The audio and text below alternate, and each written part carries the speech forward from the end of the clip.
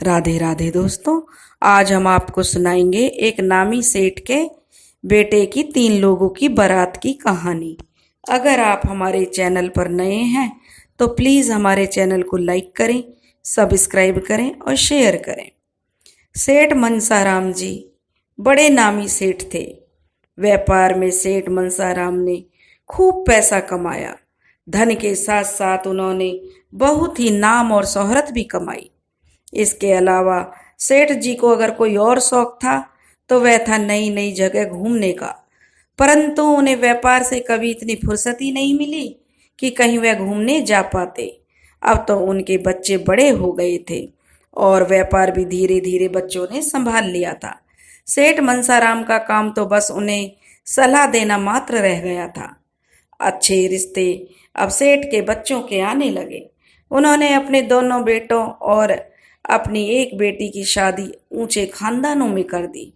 अब तो वे दादा नाना भी बन चुके थे, परंतु उनकी इस जीवन यात्रा में उनकी धर्मपत्नी उनका साथ सदा के लिए छोड़कर स्वर्गवासी हो गई थी और इसलिए उनका मन परिवार और वे व्यापार दोनों से उचाट हो चुका था।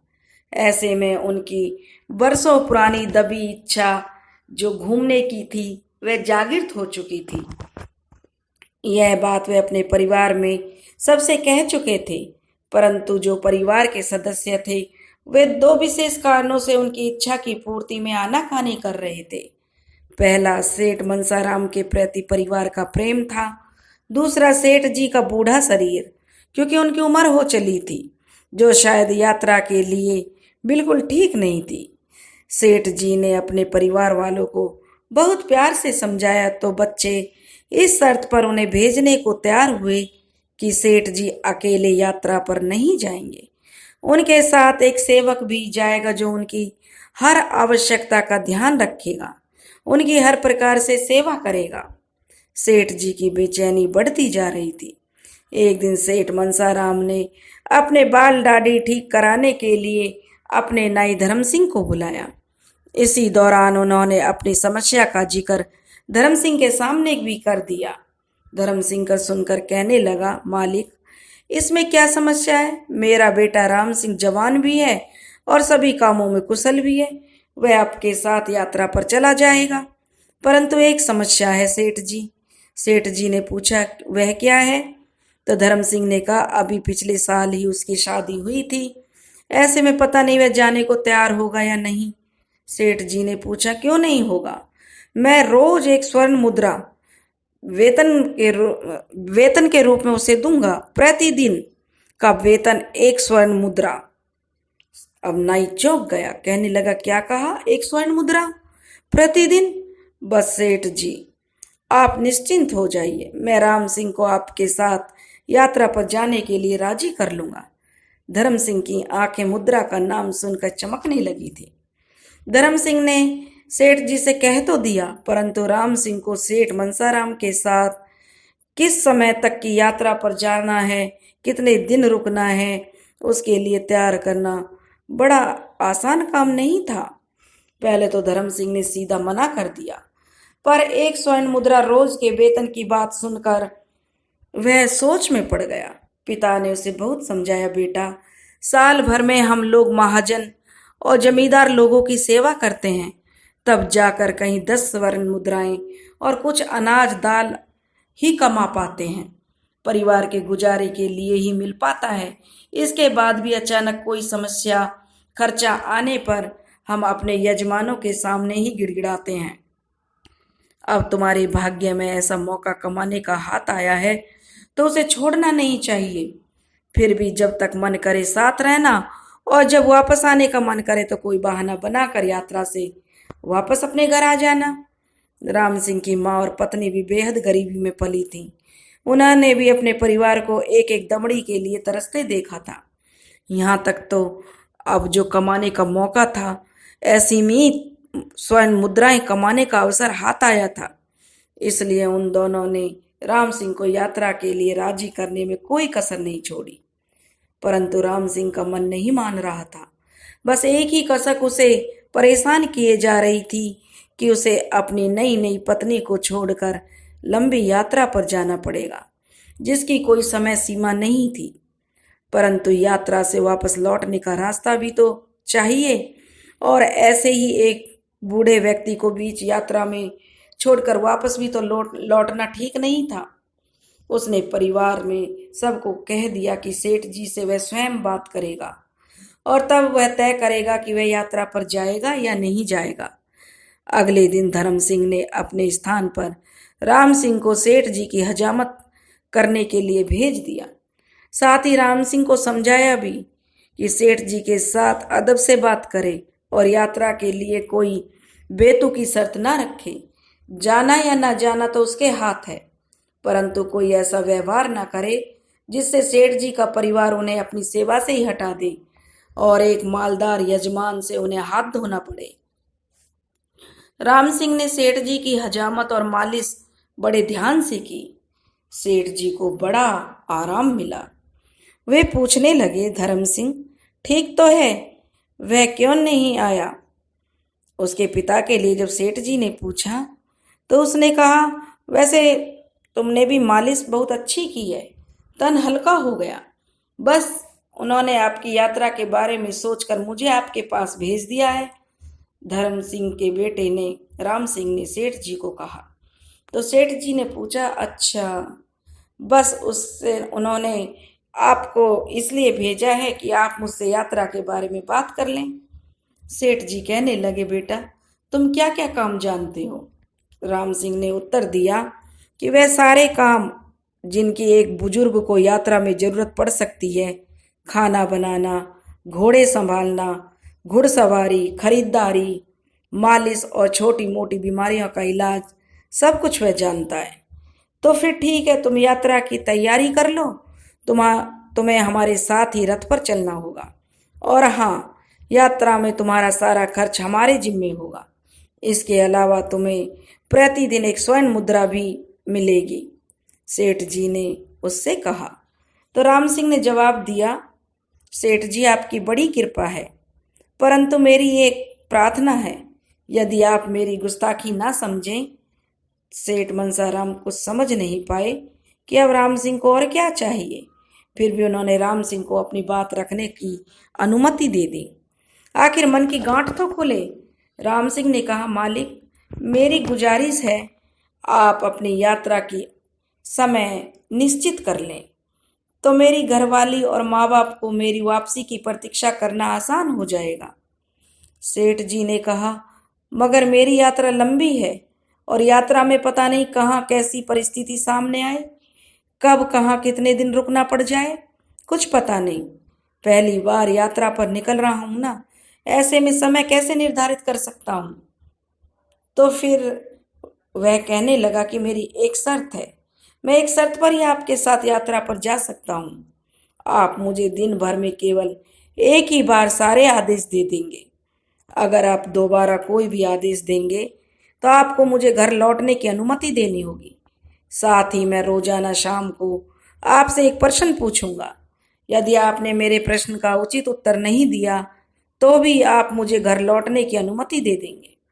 राम सिंह ने सेठ जी के सामने अपनी शर्त रख दी। अब सेठ जी समझ गए कि राम सिंह अपनी घर वापसी का रास्ता खोलना चाहता है, परंतु सेठ जी भी पूरे घाघ आदमी थे। उन्होंने भी दुनिया देखी थी।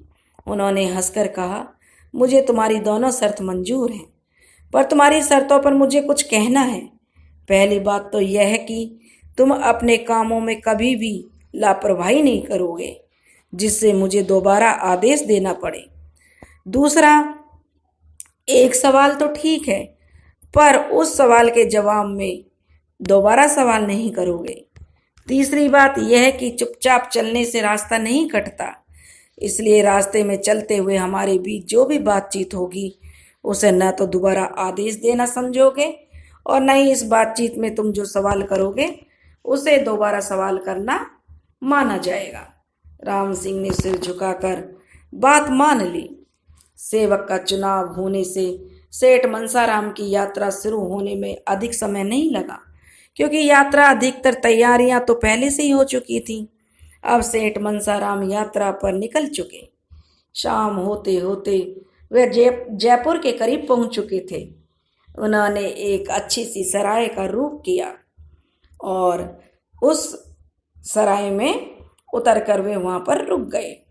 सेठ जी ने राम सिंह से कहा, राम सिंह, घोड़ों को रथ से खोलकर सराय के अस्तबल में बांधकर उन्हें चारा दाना पानी डालो, फिर शहर जाकर जरूरत का सारा सामान ले आओ। वापस आकर खाना बनाकर हमें भी खिलाओ और खुद भी खाओ। फिर तुम जो हमारी थोड़ी हाथ पांवों की मालिश कर देना। फिर तुम रात भर आराम करेंगे। सुबह उठकर नहा धोकर पूजा के बाद नाश्ता पानी करेंगे।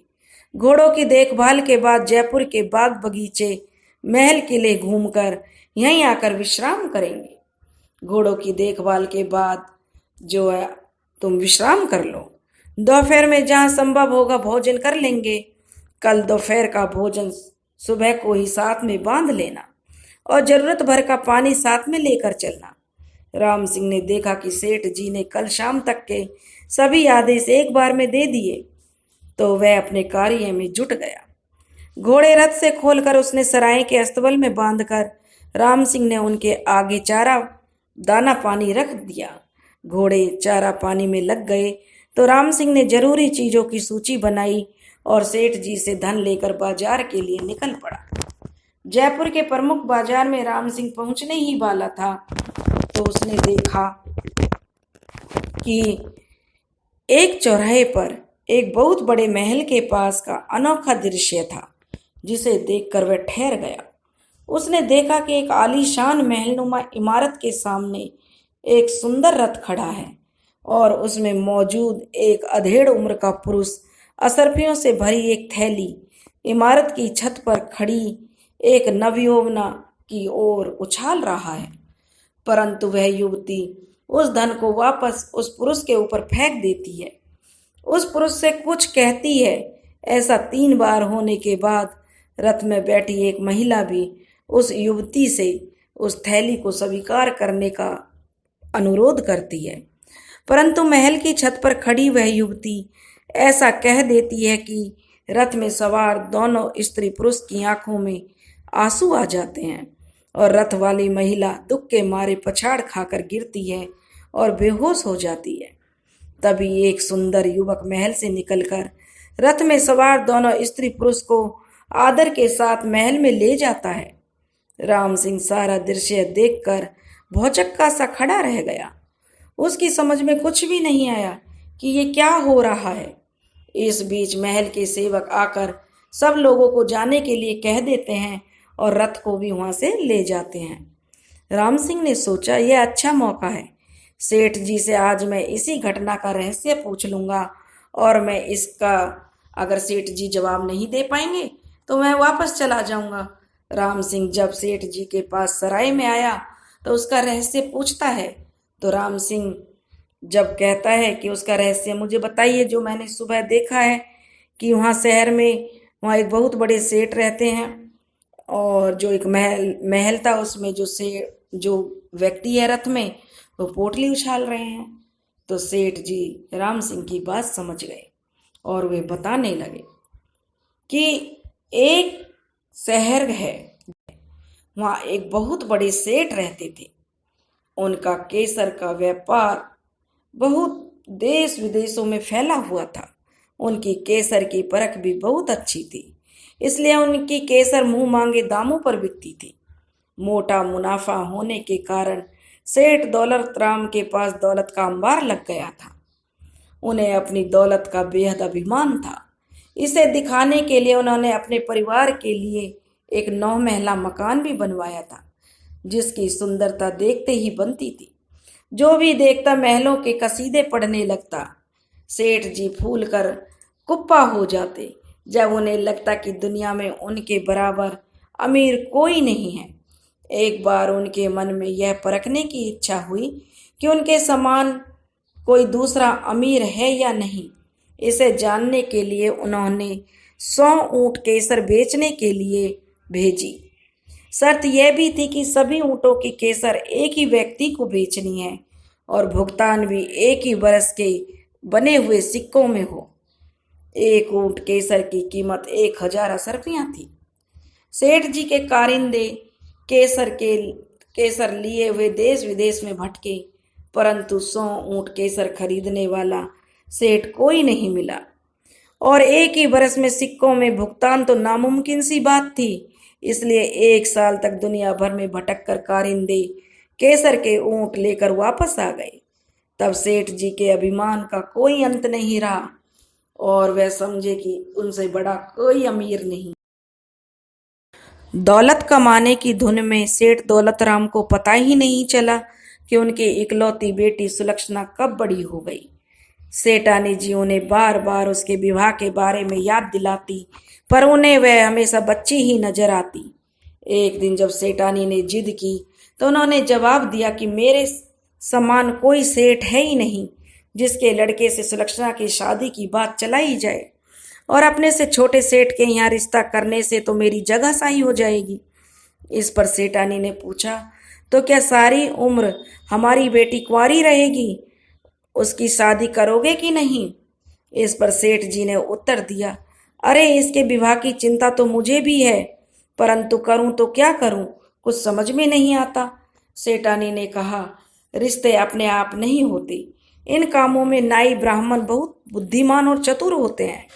किसी नाई ब्राह्मण को ही सुलक्षणा के लिए अच्छा सा वर ढूंढने भेजो, ईश्वर की कृपा से उसके योग्य वर मिल ही जाएगा। यह बात सेठ जी को जच गई, सो उन्होंने तुरंत ही 2 नाई और 2 ब्राह्मण बुलाकर सुलक्षणा के लिए अच्छा सा वर खोजने के लिए उनसे बोल दिया और उन्हें राह खर्च के लिए भी जरूरी धन और साधन भी दे दिया। साथ ही उन्हें हिदायत भी दी कि रिश्ता तय करके ही लौटना और रिश्ता ऐसे सेठ के पुत्र से करना जिसका 9 महला मकान हो और लड़का सुयोग्य हो। तिलक करके उन्हें तुरंत ही एक अच्छे मुहूर्त में विवाह के लिए बारात लाने का न्योता दे देना, ताकि दोबारा किसी को आना जाना ना पड़े।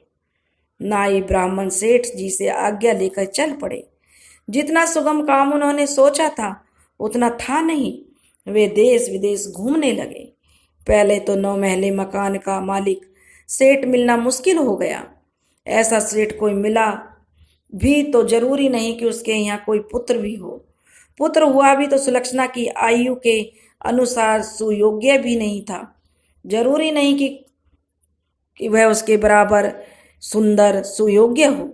कई लोग उन्हें समझाते कि ऐसा कोई सेठ मिलेगा ही नहीं, सेठ जी की लड़की का रिश्ता किसी अन्य सुयोग्य लड़के से तय कर दें। इसके लिए उन्होंने लालच भी दिए नाई और ब्राह्मण को, परंतु नाई और ब्राह्मण अपनी बात से टस से मस नहीं हुए। आखिर सेठ जी ने उनसे जो शपथ जो लिया हुआ था, उनसे कसम दिलाई थी कि वे उनके साथ धोखा नहीं करेंगे। घूमते घूमते नाई ब्राह्मण जयपुर नगर में आ पहुंचे।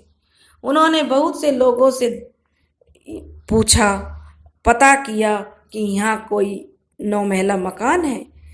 एक 9 महला मकान तो है, सही किसी ने बताया कि एक 9 महला मकान तो है, पर उसका पता लगाकर जैसे ही वे वहां पहुंचे तो क्या देखते हैं कि मकान तो खंडर बना हुआ है। आस पड़ोस में पता किया तो पता चला कई वर्ष पहले सेठ सेठानी की अचानक मृत्यु के बाद यहाँ कोई नहीं रहता। लोग अब यहाँ कम ही आते हैं क्योंकि यहाँ पर तो अब जहरीले नागों का बसेरा हो गया है। सेठ जी के परिवार के बारे में पता चला कि सेठ पारसमल के 2 पुत्र थे, जो उनकी मृत्यु के बाद मामा के साथ मथुरा के पास कहीं उनके गांव में रहते हैं।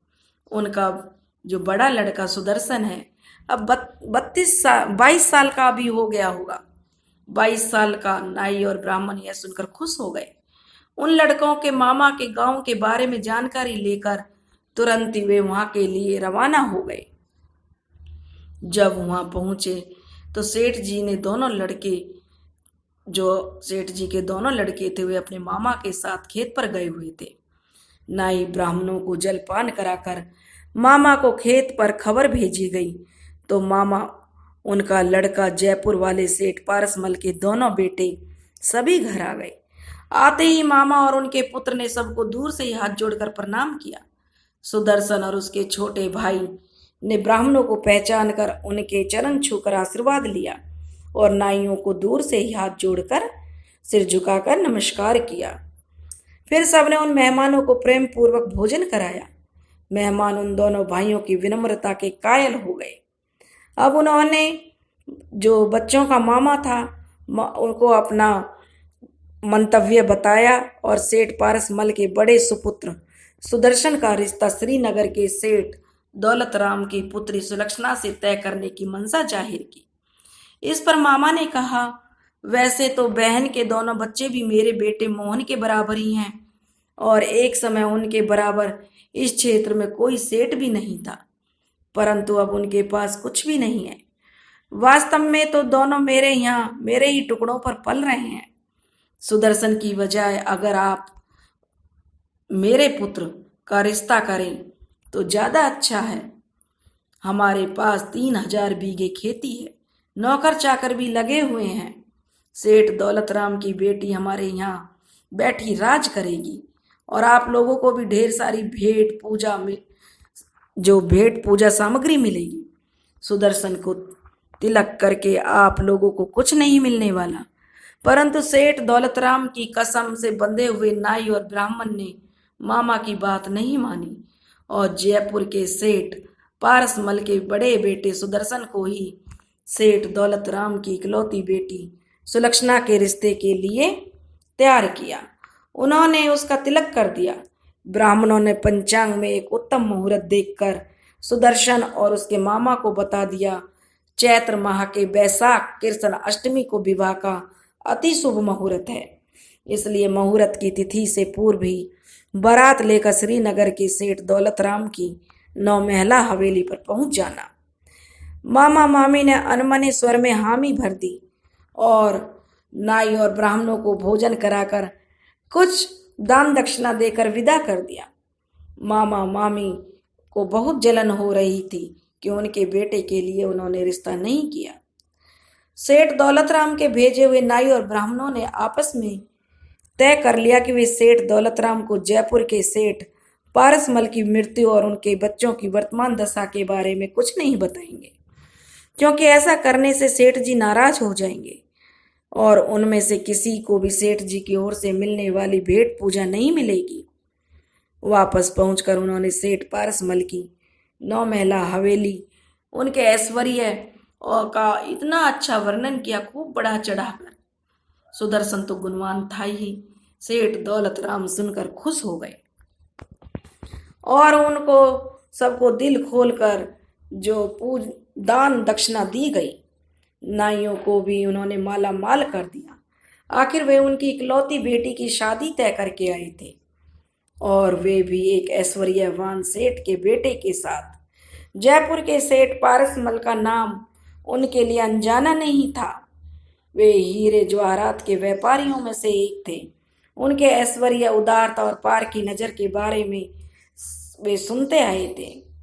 भले ही विवाह की तारीख अभी 6 महीने दूर थी, पर सेठ दौलत राम ने विवाह की तैयारियां शुरू कर दी। सबसे पहले उन्होंने जनवासी के लिए एक बहुत बड़े भवन को ठीक कराया, उसमें बारात ठहराने की पूरी व्यवस्था कर दी। विवाह के लिए एक आलीशान मंडप भी तैयार हो गया, जिसकी शोभा इंद्र सभा से भी बढ़कर थी।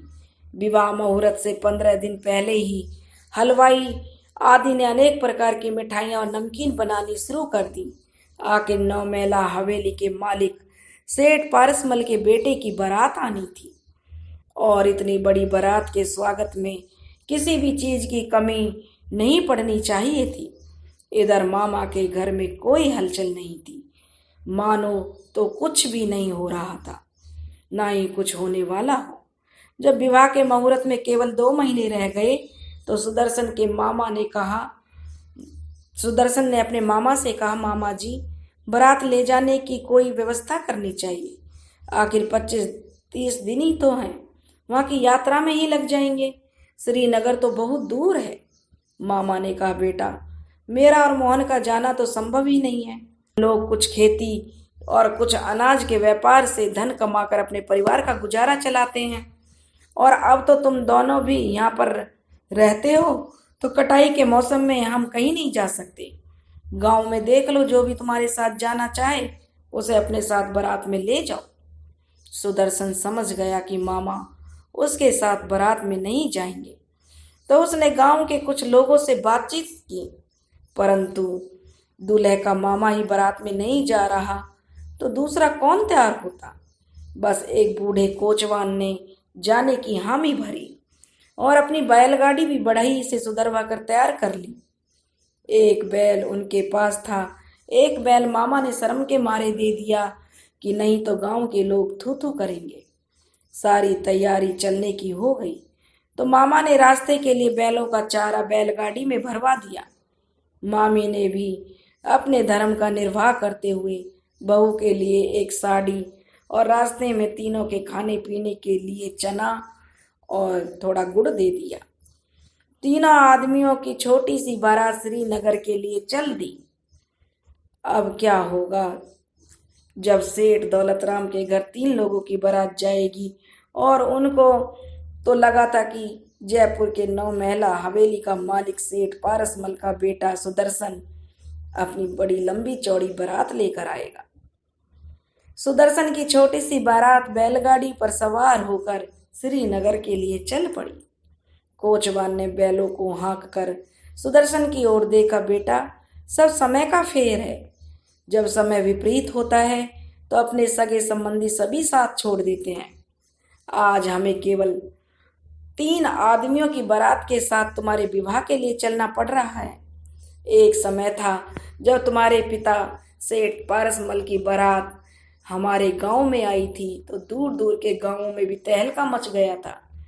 3 मील की बारात के साथ तुम्हारे पिता के विवाह के लिए चलना पड़ रहा था। एक समय सेठ पारसमल की इतनी लंबी चौड़ी बारात से गांव में मेले जैसा माहौल था। पहले ही बैंड बाजों की आवाज से पता चल जाता था कि जयपुर वाले नगर सेठ की बारात आ रही है। बारात गांव में पूरे 7 दिन ठहरी थी और उन 7 दिनों तक पूरे क्षेत्र में मेले का सा माहौल बन रहा था।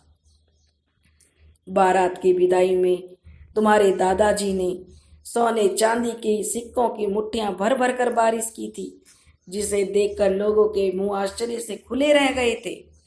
सुदर्शन और उसका छोटा भाई सुमंगल सारी बातें ध्यान से सुन रहे थे। सुमंगल ने पूछा, अच्छा मामा जी, हमारे दादाजी देखने में कैसे लगते थे?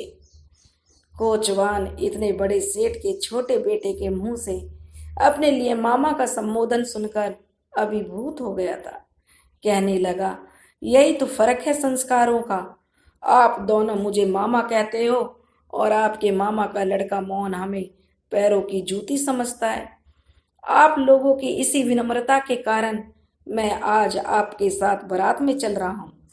गांव में से कुछ और भी कई लोग आपकी बारात में चलना चाहते थे, मगर कुछ तो रोजगार की मजबूरी और कुछ आपके मामा का इशारा। आखिर वे लोग उन्हीं के खेतों में काम करके अपना गुजारा चलाते हैं। आखिर जमींदार से बैर कौन मोल लेगा? कोई बात नहीं मामा, इतना ही एहसान क्या कम है कि आप हमारे साथ बारात में चल रहे हो। माता पिता के देहांत के बाद हम अनाथों को अपने घर में शरण देकर उन्होंने हमारा पालन पोषण किया है, सुदर्शन ने कहा। वैसे मुझे भी यह जानने की बहुत इच्छा है कि हमारे दादाजी देखने में कैसे लगते थे।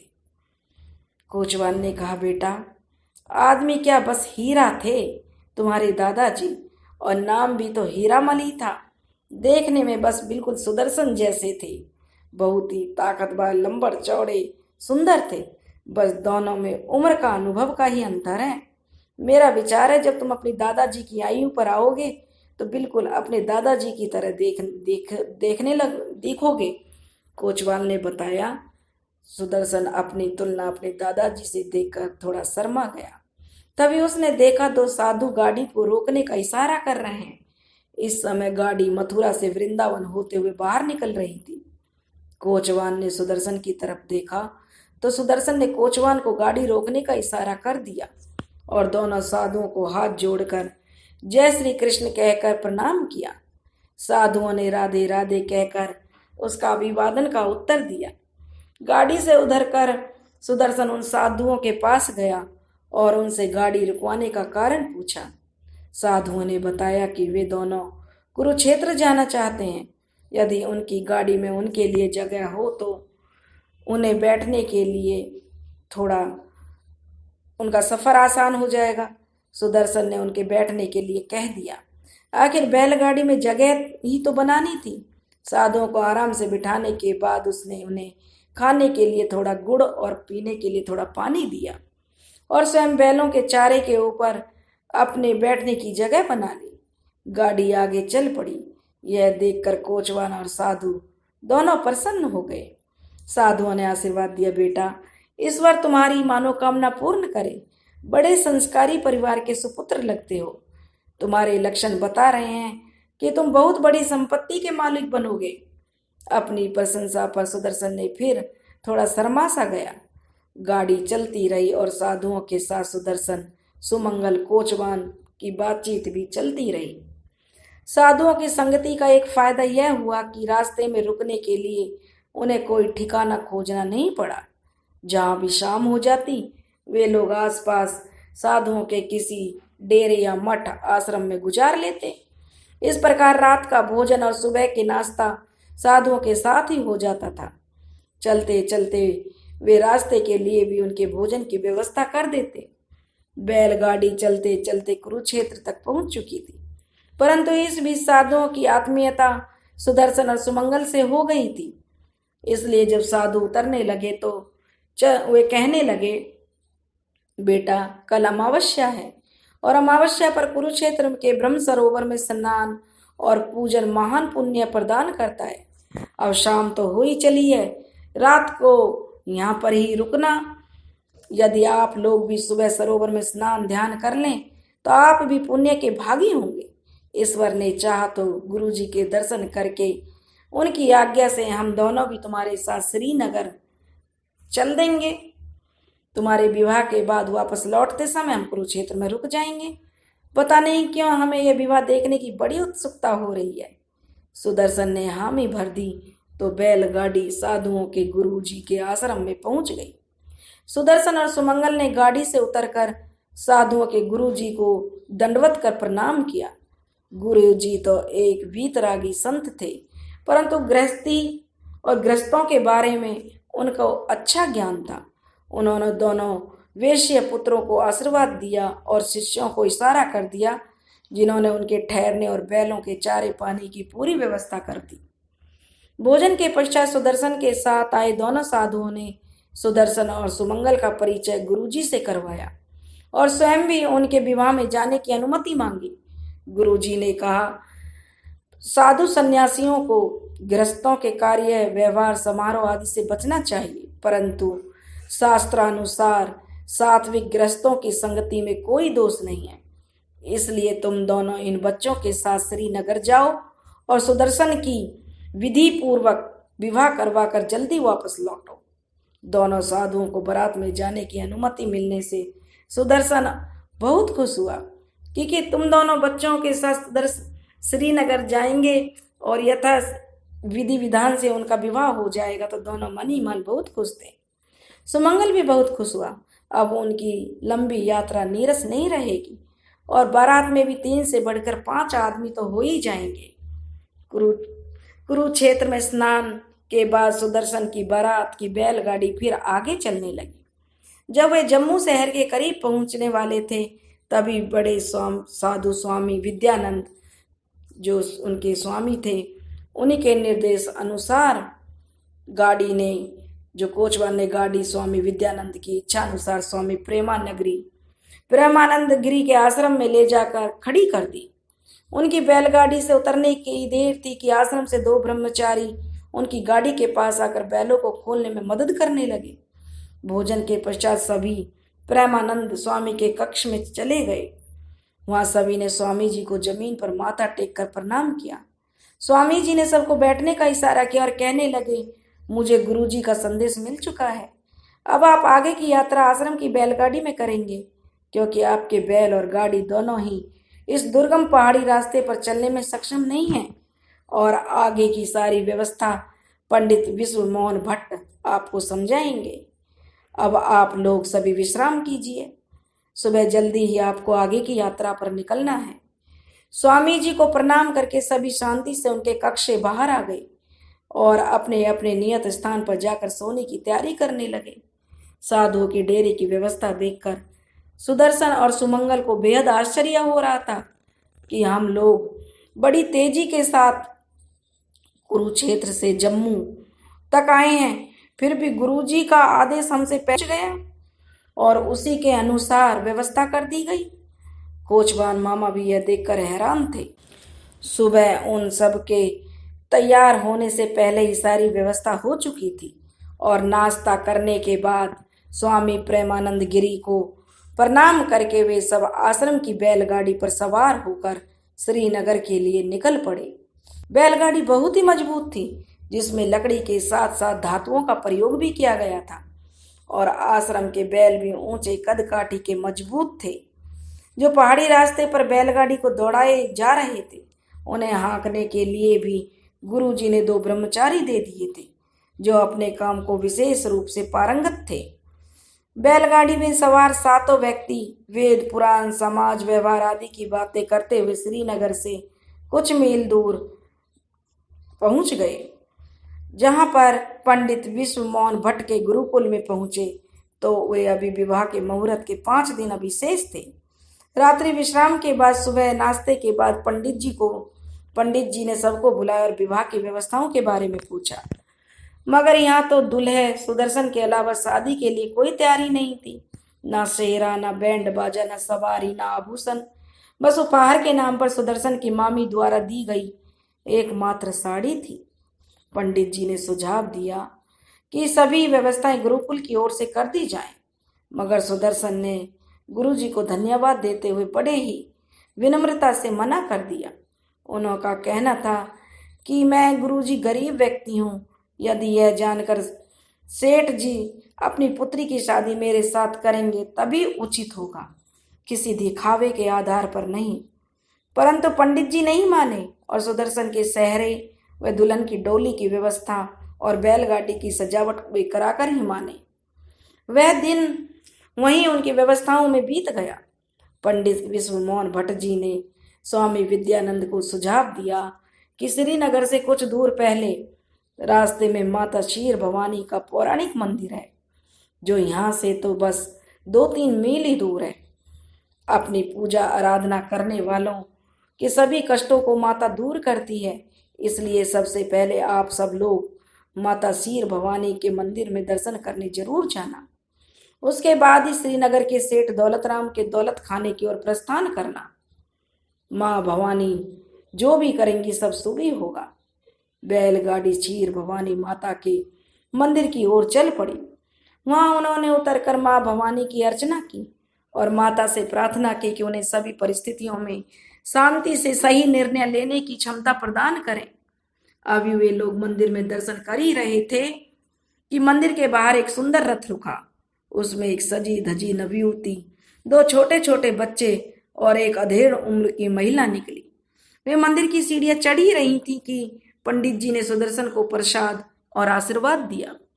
तुम्हारा मंगल हो, माँ भवानी तुम्हारा विवाह सुख शांति के साथ संपन्न करे।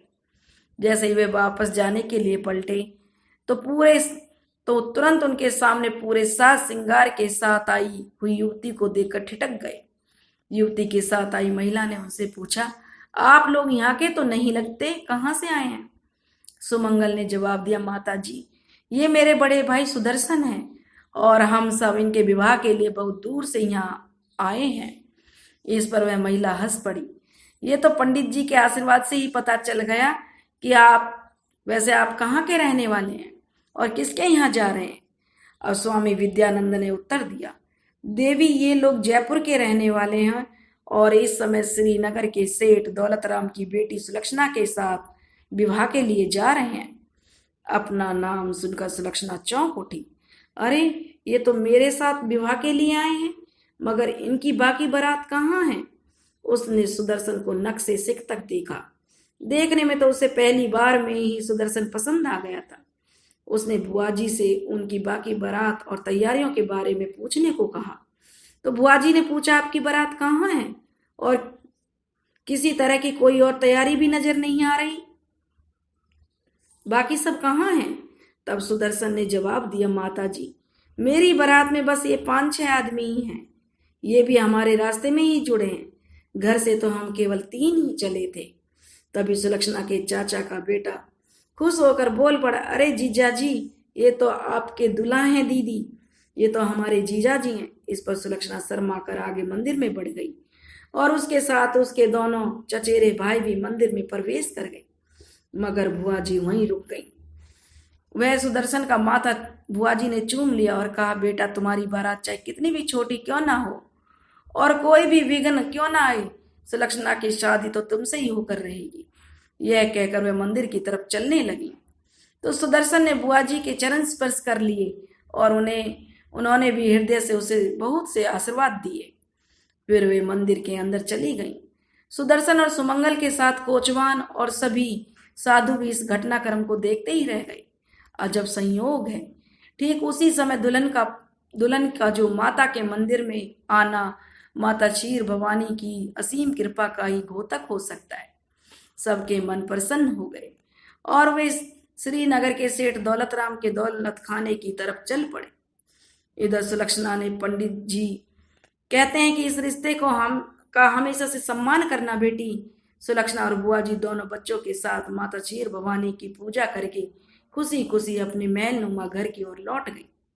सेठ दौलत राम ने तुम 9 महला हवेली के सेठ पारसमल की हैसियत के हिसाब से सारी तैयारियां कर रखी थी, कहीं कोई कमी ना रह जाए, इसलिए चारों तरफ उनकी व्यवस्था चाक चौबंद थी।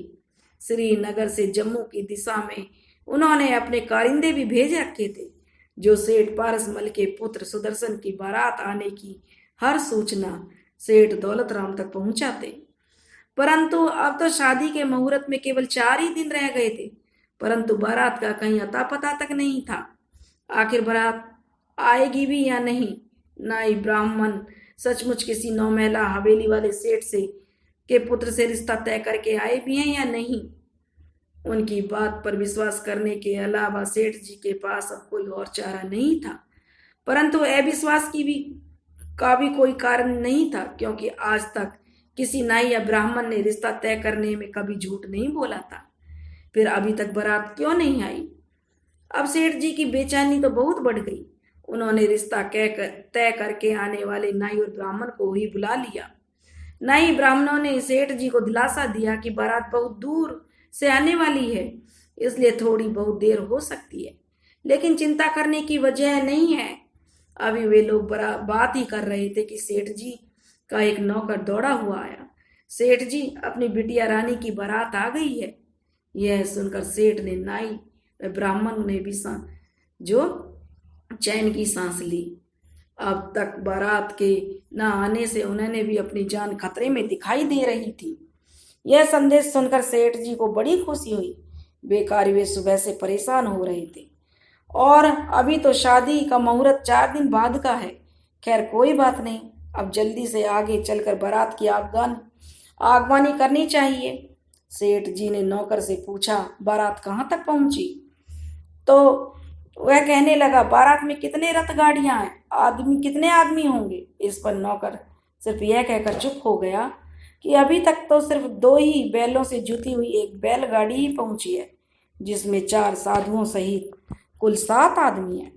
सेठ जी तुरंत अपने नाई ब्राह्मणों और मुनीम जी के साथ अपने नौकर की बताई हुई जगह पर पहुंचे तो उन्होंने देखा कि नौकर की बात एकदम सही थी। बारात की एक बैलगाड़ी तो सचमुच सजी धजी खड़ी है। अब उनके कलेजे को ठंडक पड़ी, बारात भी पीछे पीछे आ रही होगी। उन्होंने अपने सेवकों से गर्मा गर्म कहवा और नाश्ता लाने का हुक्म दिया और स्वयं बारातियों से बात करने लगे। भाई, बारात कितनी दूर रह गई? कुल कितने आदमी हैं बारात में? कब तक पहुंच जाएंगे बाकी के लोग? इन सब बातों का जवाब कोचवान ने ही दिया। उसने सेठ जी को नमस्कार करके कहा, सेठ जी, ये हमारे मालिक सुदर्शन बाबू हैं, जिनसे आपकी बेटी सुलक्षणा का रिश्ता तय हुआ है, और ये इनके छोटे भाई सुमंगल हैं। बाकी ये दोनों सन्यासी और दोनों ब्रह्मचारी इनके शुभचिंतक हैं, जो सुदर्शन बाबू की बारात का हिस्सा हैं। जयपुर के सेठ पारसमल और उनकी पत्नी तो करीब 10-12 साल पहले ही स्वर्गवासी हो गए थे। ये दोनों मथुरा में अपने मामा के घर पर पलकर बड़े हुए हैं, जहां आपके भेजे हुए नाई और ब्राह्मणों ने इनको आपकी बेटी का तिलक किया। इनके बताए हुए मुहूर्त के अनुसार हम लोग बारात लेकर आपके यहाँ आए हैं और बारात में हमारे अलावा और कोई नहीं है। इस पर सुदर्शन और सुमंगल ने भी सेठ दौलत राम को हाथ जोड़कर प्रणाम किया। सेठ दौलत राम की त्योरियां चढ़ गईं। 9 मैला हवेली वाले दूल्हे की केवल 7 आदमियों की बारात, और उसमें भी 4 साधु। शादी करने आए हैं, कश्मीर घूमने आए हैं? उन्होंने घूर कर अपने साथ आए नाई और ब्राह्मणों की तरफ देखा। तुम लोग तो कह रहे थे कि रिश्ता आपने जो 9 मैला हवेली के मालिक के सेठ परसमल के बेटे से किया है। 9 मैला हवेली वालों की बारात इतनी छोटी सी, तुम लोगों ने कोई धोखा तो नहीं किया? साथ में आए ब्राह्मण महेश भट्ट जी ने जवाब दिया, सेठ जी, धोखा बिल्कुल नहीं। आज तक का रिश्ता करने वाले किसी नाई या ब्राह्मण ने कभी किसी को धोखा नहीं दिया। जिस शर्त के साथ उन्होंने रिश्ता तय करने के लिए कहा गया, उस शर्त के अनुसार ही रिश्ता हुआ है। याद कीजिए, आपने देवी माँ की सौगंध कराई थी कि बेटी सुलक्षणा का रिश्ता 9 मैला हवेली के मालिक के पुत्र से ही करना है, जो आयु और योग्यता में सुलक्षणा के योग्य हो। सो आप पूछताछ कर लीजिए। सुदर्शन के पिताजी सेठ पारसमल जयपुर में 9 मैला हवेली के मालिक थे और उनके बाद वह विरासत सुदर्शन की है। सुदर्शन योग्यता और आयु में किसी भी तरह आपकी बेटी से कम नहीं है। आप खुद परख लीजिए। अब सेठ जी निरुत्तर हो गई, उसका क्या जवाब देते। मगर उनका मन सुदर्शन जैसे कंगाल को अपना दामाद बनाने के लिए किसी तरह से भी गवाही नहीं दे रहा था। उनको गुस्सा भी बहुत आ रहा था, मगर फिर भी उन्होंने अपने मुनीम जी की सलाह पर समस्या का समाधान होने तक उन्होंने सभी को ठहरने के लिए उचित व्यवस्था की और स्वयं अपने घर की ओर चल पड़े। इस दौरान सुदर्शन और सुमंगल शांत ही रहे और उन्होंने सेठ जी को प्रणाम करने के अलावा एक शब्द भी नहीं कहा था, क्योंकि बड़े साधु विद्वान और पंडित विश्वमोहन भट्ट ने उन्हें ऐसा ही करने के लिए कहा था। सेठ दौलत राम ने मुनीम जी के कहने से बारात को ठहरा जरूर दिया, मगर वह सुदर्शन से अपनी प्यारी बेटी सुलक्षणा की शादी करने को बिल्कुल भी तैयार नहीं थे। वह गुस्से में जलते भुनते अपने मुनीम के साथ अपनी 9 मैला हवेली में चले आए। नाई और ब्राह्मण बारात के साथ जनवासे में ही रुक गए। घर में घुसते ही सबको पता चल गया कि सेठ दौलत राम बहुत नाराज हैं। मगर क्यों? बारात आ गई है तो उन्हें खुश होना चाहिए। ये नाराज क्यों हैं? सुलक्षणा ने अपने पिताजी को घर में आते देखा तो फटाफट कहवा बना कर लाई। तब तक सुलक्षणा की माँ, चाचा, चाची, मामा, बुआ, फूफा आदि सभी बैठक खाने में आ गए थे। सभी को गर्मा गर्म कहवा की प्याली देकर सुलक्षणा अंदर चली गई, मगर उसके कान तो बैठक में होने वाली बातचीतों पर लगे थे। सेठ जी ने गुस्से में कहा कि उन लोगों की इतनी हिम्मत कैसे हुई? बारात में दूल्हे सहित कुल 7 आदमी हैं और उनमें भी 4 साधु। ये जयपुर के 9 मैला हवेली वाले सेठ पारसमल के बेटे की बारात है। नहीं आते तो शायद इतनी जगहसाई नहीं होती, मगर अब तो दुनिया समाज के सामने नाक कटवा दी मेरी।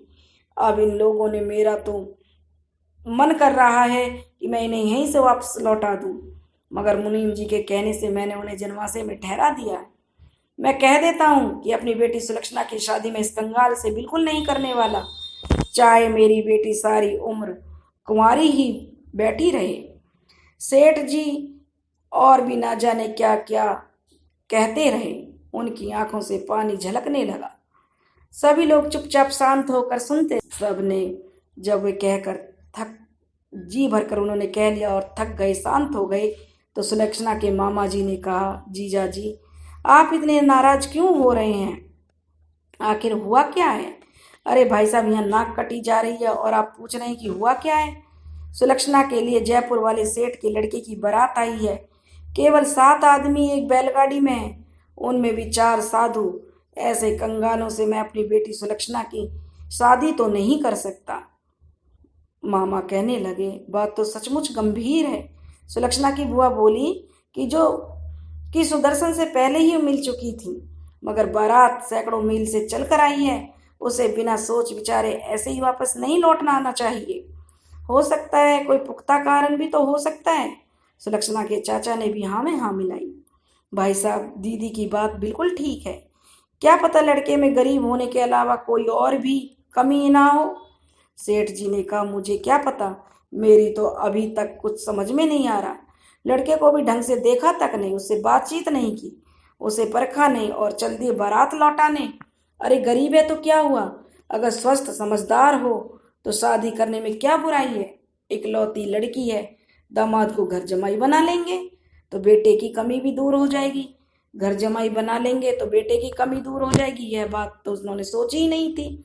सो सबने तय किया कि आज शाम को बारातियों और दूल्हे से बातचीत करके उन्हें परखा जाएगा, और यदि दूल्हा घर जमाई बनने के लिए तैयार हो जाएगा तो फिर शादी करने में कोई अड़चन नहीं है। सेठ दौलत राम अपने परिवार और रिश्तेदारों के साथ शाम को जनवासे में पहुंचे।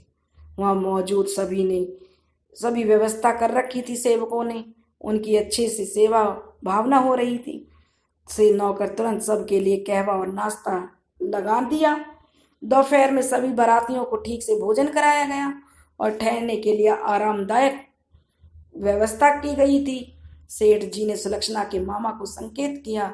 मामा जी कहने लगे, बेटा सुदर्शन, आपकी छोटी सी बारात देखकर जीजा जी को बहुत दुख पहुंचा है, मगर हम यह भी जानते हैं कि इसमें आपको कोई दोष नहीं है। यह तो हमारे नाई और ब्राह्मणों ने हमें हकीकत नहीं बताई, जिसकी वजह से हमने बढ़ चढ़कर इंतजाम किए। अब बताओ आगे क्या किया जाए। सुदर्शन ने कहा, मामा जी, इसमें हमारे करने लायक कुछ भी नहीं है। आप हमें जैसा आदेश देंगे हम वैसा मानने के लिए तैयार हैं।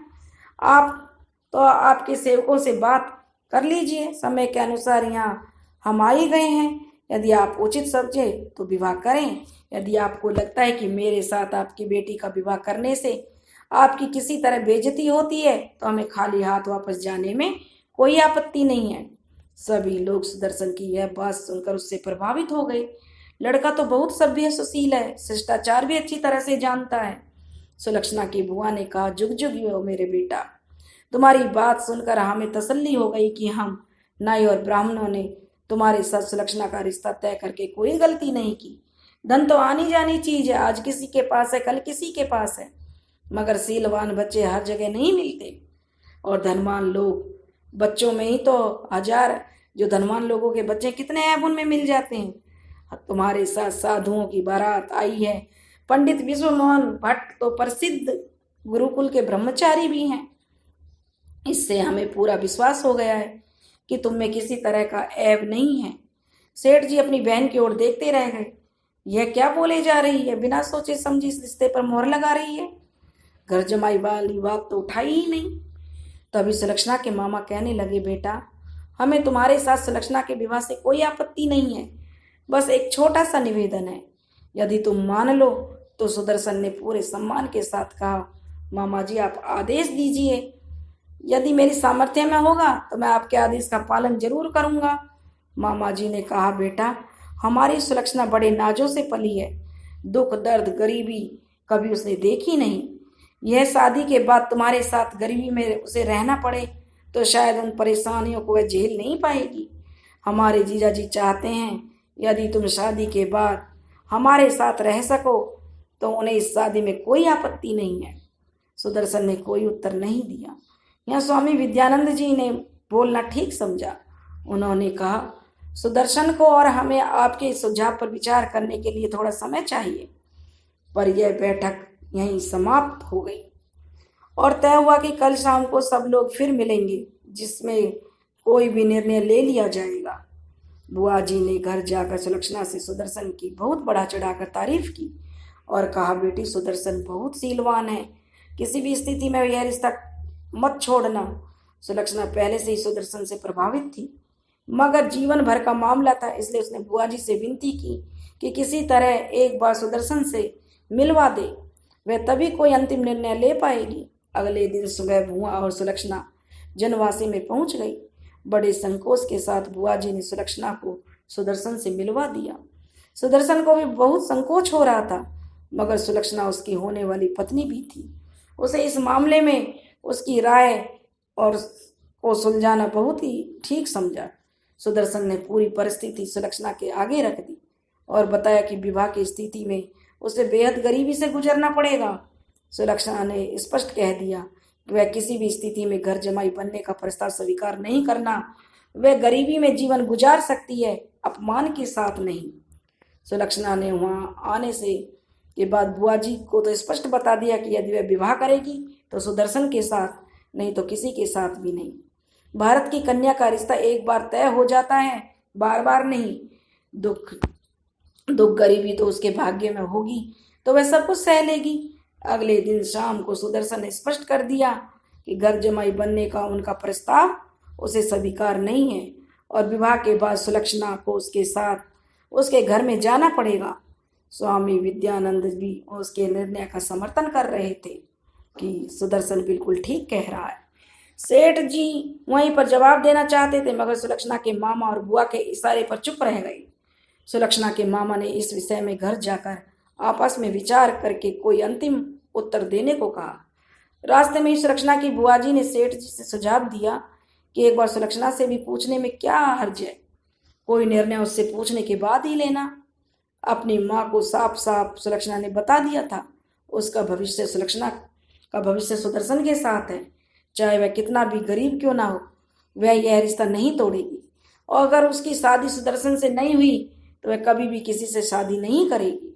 अब सेठ जी के पास कोई और चारा नहीं बचा। उन्होंने तय कर लिया कि सुलक्षणा की जिद के चलते वे उसकी शादी सुदर्शन से भले ही कर दें, मगर उन्हें दहेज में एक फूटी कौड़ी भी नहीं देंगे। अपनी इकलौती बेटी सुलक्षणा की जिद के आगे सेठ दौलतराम शादी के लिए तो मान गए, मगर उन्हें रात को ढंग से नींद नहीं आई। शादी विवाह के सभी कार्यक्रम खुशी खुशी बीत गए, जैसे कुछ हुआ ही ना हो। उसमें नाई ब्राह्मणों के समाज के साथ साथ पंडित विश्वमोहन भट्ट के गुरुकुल के ब्रह्मचारियों को भी भोजन कराया गया। आखिर इतने सारे भोजन का क्या होना था, इसलिए सेठ जी ने उन सबको भी बड़ी खुशी से भोज में शामिल कर लिया। सेठ जी ने सारे काम प्रत्यक्ष में तो हंसते मुस्कुराते किए, मगर मन ही मन में बुरी तरह से कुढ़ रहे थे। आखिर वह पल भी आया जब सुदर्शन और सुलक्षणा की विदाई होनी थी। सेठ जी ने सबको आगाह कर दिया कि विदाई में कोई भी सुदर्शन और सुलक्षणा को कुछ भी भेंट नहीं देगा, वरना मेरा मरा हुआ चेहरा देखेगा। इतनी बड़ी कसम के बाद भला किसकी हिम्मत होती कि वह सेठ दौलतराम के आदेश के विरुद्ध जाता। सेठ जी ने अपनी बेटी को चढ़ाए हुए गहने भी यह कहकर उतरवाले के रास्ते में बहुत से जो चोर डाकू मिलेंगे और कीमती गहने कपड़े देखकर अक्सर ऐसे चोर डाकू उन्हें लूट लेते हैं, साथ में जान भी खतरे में पड़ जाती है, इसलिए उन्हें दूसरी गाड़ी से भिजवा दिया जाएगा। सुदर्शन की मामी की दी हुई साड़ी में ही विदा हुई सुलक्षणा बहुत बुद्धिमान थी, सब समझ गई। उसने अपनी बचत की गुल्लक अपने साथ बैलगाड़ी में रख ली। सिर्फ परखने के लिए विदाई के समय उसने अपनी माँ के कान में रोते हुए कहा, माँ आज मैं तुमसे विदा हो रही हूँ, पता नहीं फिर जीवन में कभी मिलना हो या ना हो, क्या तुम इस मौके पर मुझे 10 रुपये नहीं दोगी? माँ ने शोक विहल होते हुए कहा, बेटी मेरे पास क्या है जो मैं तुमको दे सकूं? सब कुछ तो तेरे पिताजी के पास है, और उसकी आज्ञा के बिना मैं किसी को कुछ भी क्या एक फूटी कौड़ी भी नहीं दे सकती। मुझे माफ़ कर देना बेटी। और यह कहकर वह फूट फूट कर रो पड़ी। सुलक्षणा को दूर तक विदा करने उसके चाचा और मामा ही आए थे। उन्होंने भी सेठ जी की कसम के कारण सुलक्षणा को कुछ नहीं दिया। ब्रह्मचारियों ने बैलगाड़ी हाँक दी और उसकी वह रात पंडित विश्वमोहन भट्ट के गुरुकुल में बीती। पंडित विश्वमोहन भट्ट जी से आशीर्वाद और आज्ञा लेकर उन्होंने वापसी की यात्रा आरंभ की। गाड़ी तेजी से जम्मू की ओर दौड़ने लगी। कोचवान मामा ने संपूर्ण घटनाक्रम पर संतोष जताते हुए कहा कि अंत भला तो सब भला।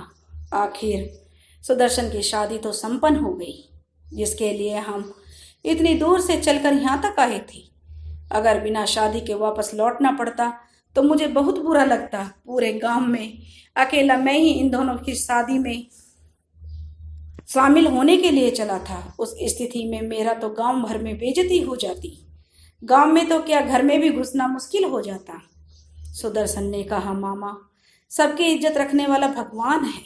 जब हम मथुरा से चले थे तो हमारे पास क्या था, परंतु ईश्वर ने स्वामी विद्यानंद जी को भेजकर हम सब पर हर मुश्किल आसान कर दी।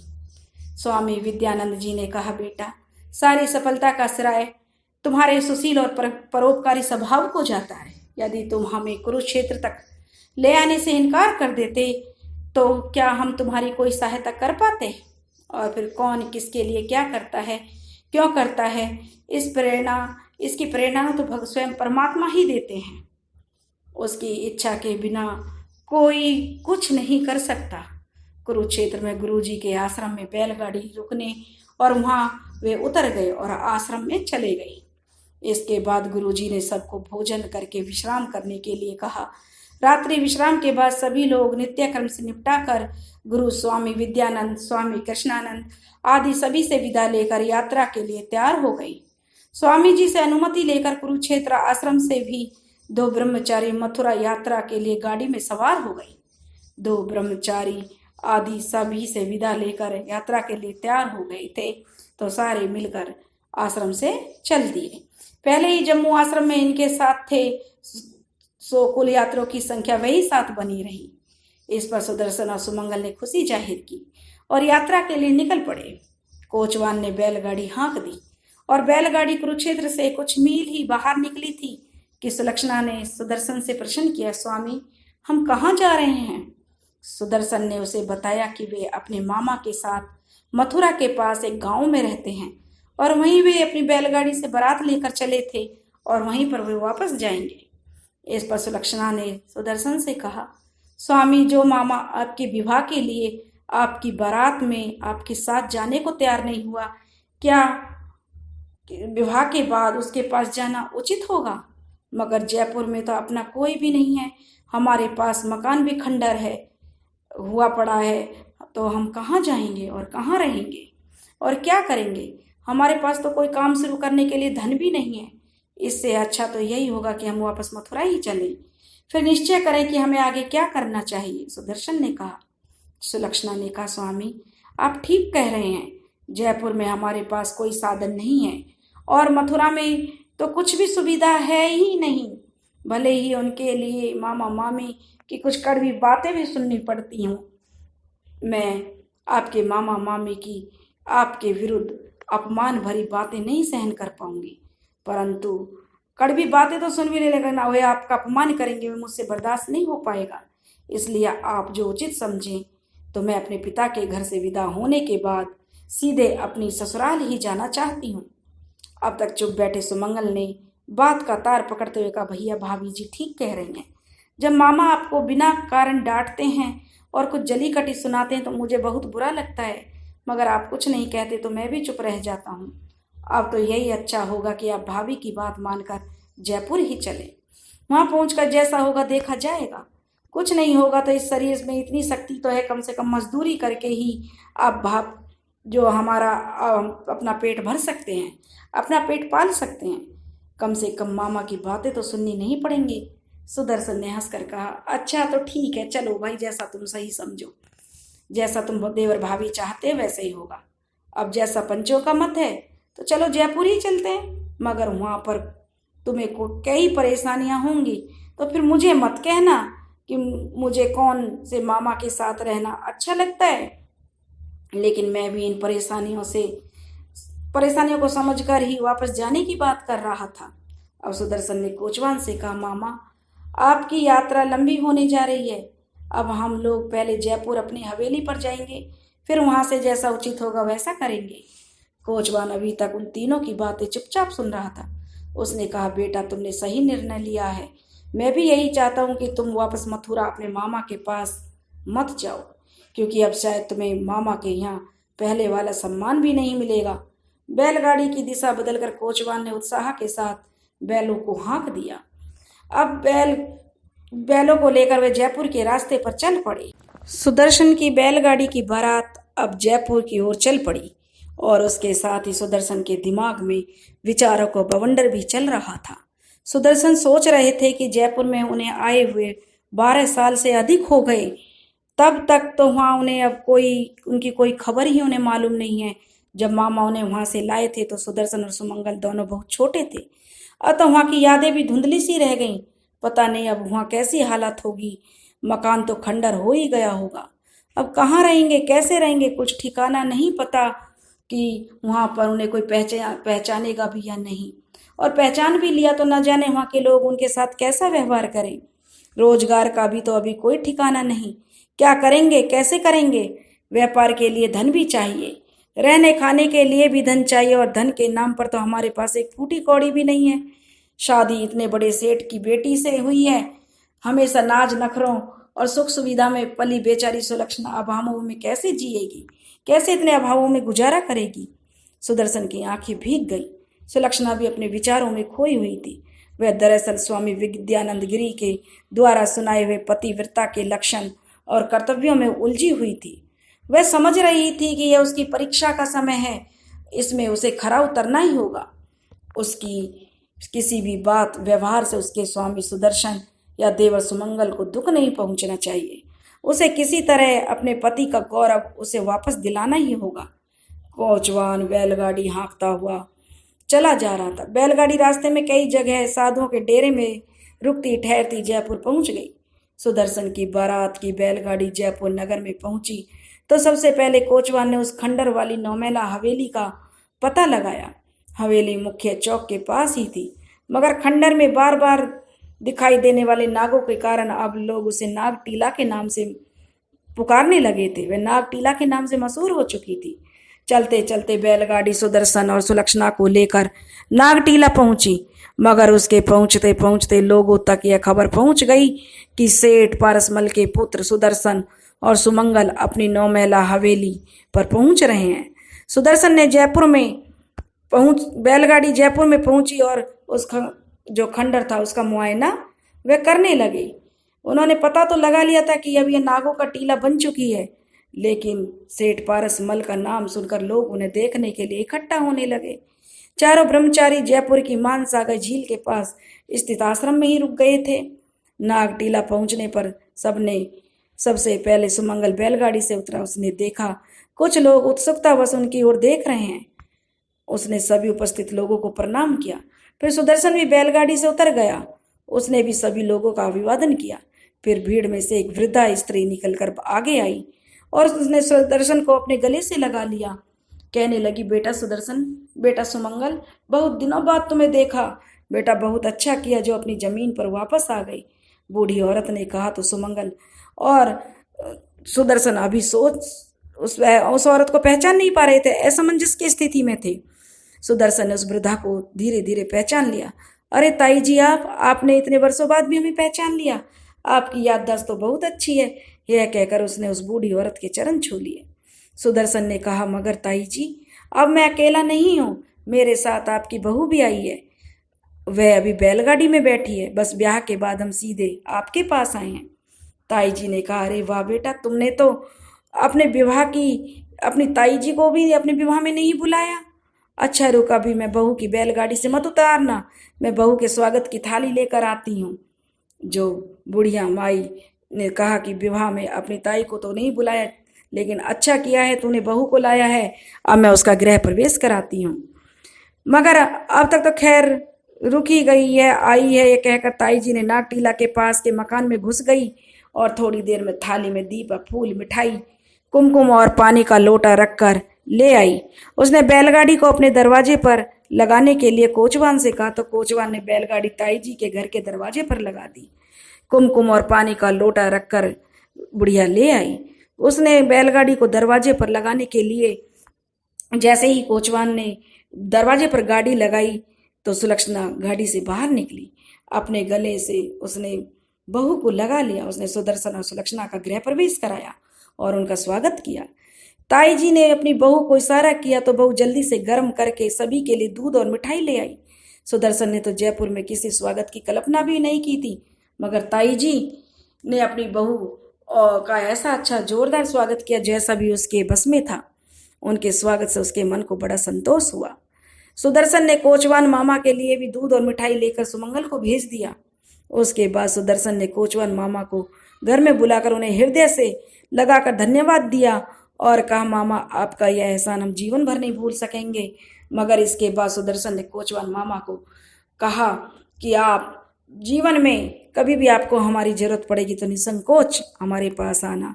अभी तो हमारी यह स्थिति है कि धन्यवाद के अलावा हम आपको कोई भेंट मिठाई भी नहीं दे सकते, इसलिए हमें क्षमा करना। आपसे अनुरोध है कि अब आप चारों ब्रह्मचारियों को साथ लेकर मथुरा लौट जाएं और हमारी ओर से हमारे मामा मामी को हार्दिक धन्यवाद देकर हमारा संदेश दें कि हमने अपनी पुश्तैनी जगह पर ही बसने का निर्णय किया है। कुछ बन सके तो उनसे मिलने जब समय मिलेगा तो जरूर आएंगे। उसने उसे गले लगाकर कहा, सदा सुखी रहो बेटा, और आशीर्वाद दिया। अगले ही दिन वे मथुरा के लिए निकल पड़े। शाम को ताई जी का बेटा अपने काम से वापस आया तो सुदर्शन और सुमंगल से मिलकर बड़ा खुश हुआ। सुदर्शन की शादी की बात सुनकर सुलक्षणा से मिलकर भी उसे बड़ी खुशी हुई। उसने सुदर्शन से कहा, भैया रोजगार की चिंता मत करना, यहाँ जहाँ मैं काम करता हूँ अभी भी अनेक लोगों की जरूरत है, आपको वहाँ काम मिलने में कोई मुश्किल नहीं होगी।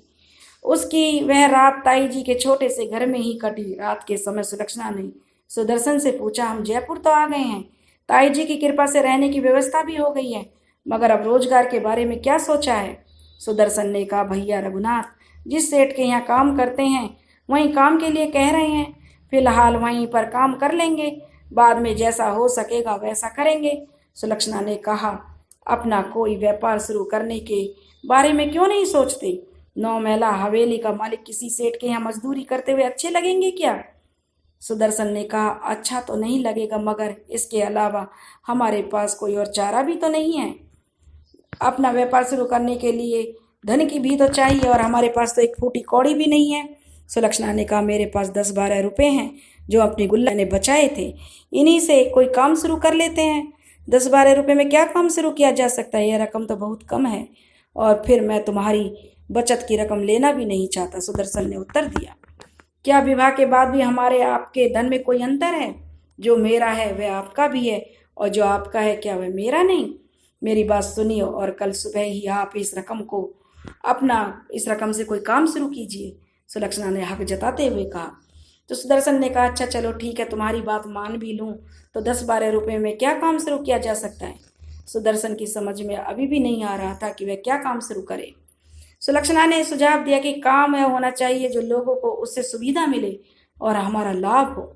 कल सुबह से हमने देख ही लिया है कि यहाँ गर्मी बहुत ज़्यादा पड़ती है, लोगों का आना जाना भी इस चौक से बहुत ज़्यादा होता है, भूख प्यास तो सभी को लगती है, बस यही हमारे काम का आधार होना चाहिए। मैं समझती हूँ इसके लिए बहुत बड़ी रकम की ज़रूरत नहीं होगी, जो हमारे पास है उसी से शुरुआत की जा सकती है। सुदर्शन ने कहा, ठीक है, मैं समझ गया, कल सुबह होते ही मैं 2 घड़े ढक्कन सहित 2 दोहने, थोड़े चने और थोड़ा गुड़ ले आऊँगा। आज हमने दिन में घूमकर देख ही लिया कि हमारी हवेली का चौक की तरफ का कोना साफ करके वहाँ पर काम शुरू किया जा सकता है। पानी के लिए कोई समस्या नहीं होगी, क्योंकि थोड़ी ही दूर एक कुआं भी है। सुमंगल अब तक शांति से उन दोनों की बातें सुन रहा था। अब वह भी बोल पड़ा, भैया भाभी आपने सही सोचा, यहाँ अपना काम शुरू करने से हम समय मिलने पर हवेली के कुछ हिस्से को भी साफ सफाई से करके उसे सही कर लेंगे। रोजगार का निश्चय होने पर तीनों के मन को बड़ी शांति मिली। फिर उन्होंने जल्दी ही तीनों को नींद आ गई और अगले दिन सुबह सुबह सुदर्शन, सुमंगल और सुलक्षणा मुर्गे की बांग के साथ ही उठ गए और थोड़ी रोशनी होते ही उन्होंने अपनी 9 महला हवेली के पास पहुंच गए। वहां उन्होंने चौक की तरफ देखा तो एक कोना इतना साफ कर लिया कि गुड़ चने के साथ जलपान का प्रबंध देखकर लोगों को बड़ी खुशी हुई। सुदर्शन और सुमंगल ने चौक पर लोगों को जल पीने के लिए आमंत्रित किया और सिर्फ एक आने में जल के साथ गुड़ और चना देना शुरू कर दिया। सुबह के 1 पहर तक तो कोई विशेष ग्राहक नहीं आए, मगर जैसे जैसे सूरज ऊपर चढ़ने लगा, गर्मी बढ़ने लगी तो ग्राहकों की संख्या भी बढ़ने लगी। सुदर्शन और सुमंगल को भी बहुत गर्मी लग रही थी और उन्हें पसीना भी आ रहा था, परंतु ग्राहकों के आते रहने से उन्हें यह महसूस नहीं हो रहा था। इस सारे समय सुलक्षणा भी घूंघट किए हुए पीछे दीवार की छांव में बैठी थी। थोड़ी देर के लिए सुलक्षणा ताई जी के घर गई और दोपहर का खाना बनवाकर सुदर्शन और सुमंगल के लिए ले आई। वहीं पर आ गई खाना लेकर। सुमंगल को कुछ ज्यादा ही काम करना पड़ रहा था, क्योंकि घड़े में पानी भरने की जिम्मेदारी उसी की थी। शाम होते होते उसका सारा चना गुड़ बिक चुका था, लेकिन अभी भी कुछ ग्राहक बाकी थे। सुदर्शन ने सबको प्रेम से पानी पिलाया और अगले दिन अधिक चना गुड़ खरीदने की बात की। ग्राहक उन्हें पानी पिलाने के लिए भी पैसे देना चाहते थे, मगर उन्होंने यह कहकर पैसा लेने से मना कर दिया कि पानी तो भगवान का उपहार है, इसलिए इसका कोई मोल नहीं लेंगे। उनकी यह बात भी सभी लोगों को बहुत पसंद आई। इसी तरह उनके 3 दिन बीत गए और ग्राहकों की संख्या दिन प्रतिदिन बढ़ती जा रही थी। चौथे दिन तक सुदर्शन और सुमंगल ने अपने काम के अलावा हवेली के मलबे का कुछ और भाग धीरे धीरे साफ कर लिया था। अब न तो उनके उठने बैठने में परेशानी थी और न ही पानी के घड़े रखने में।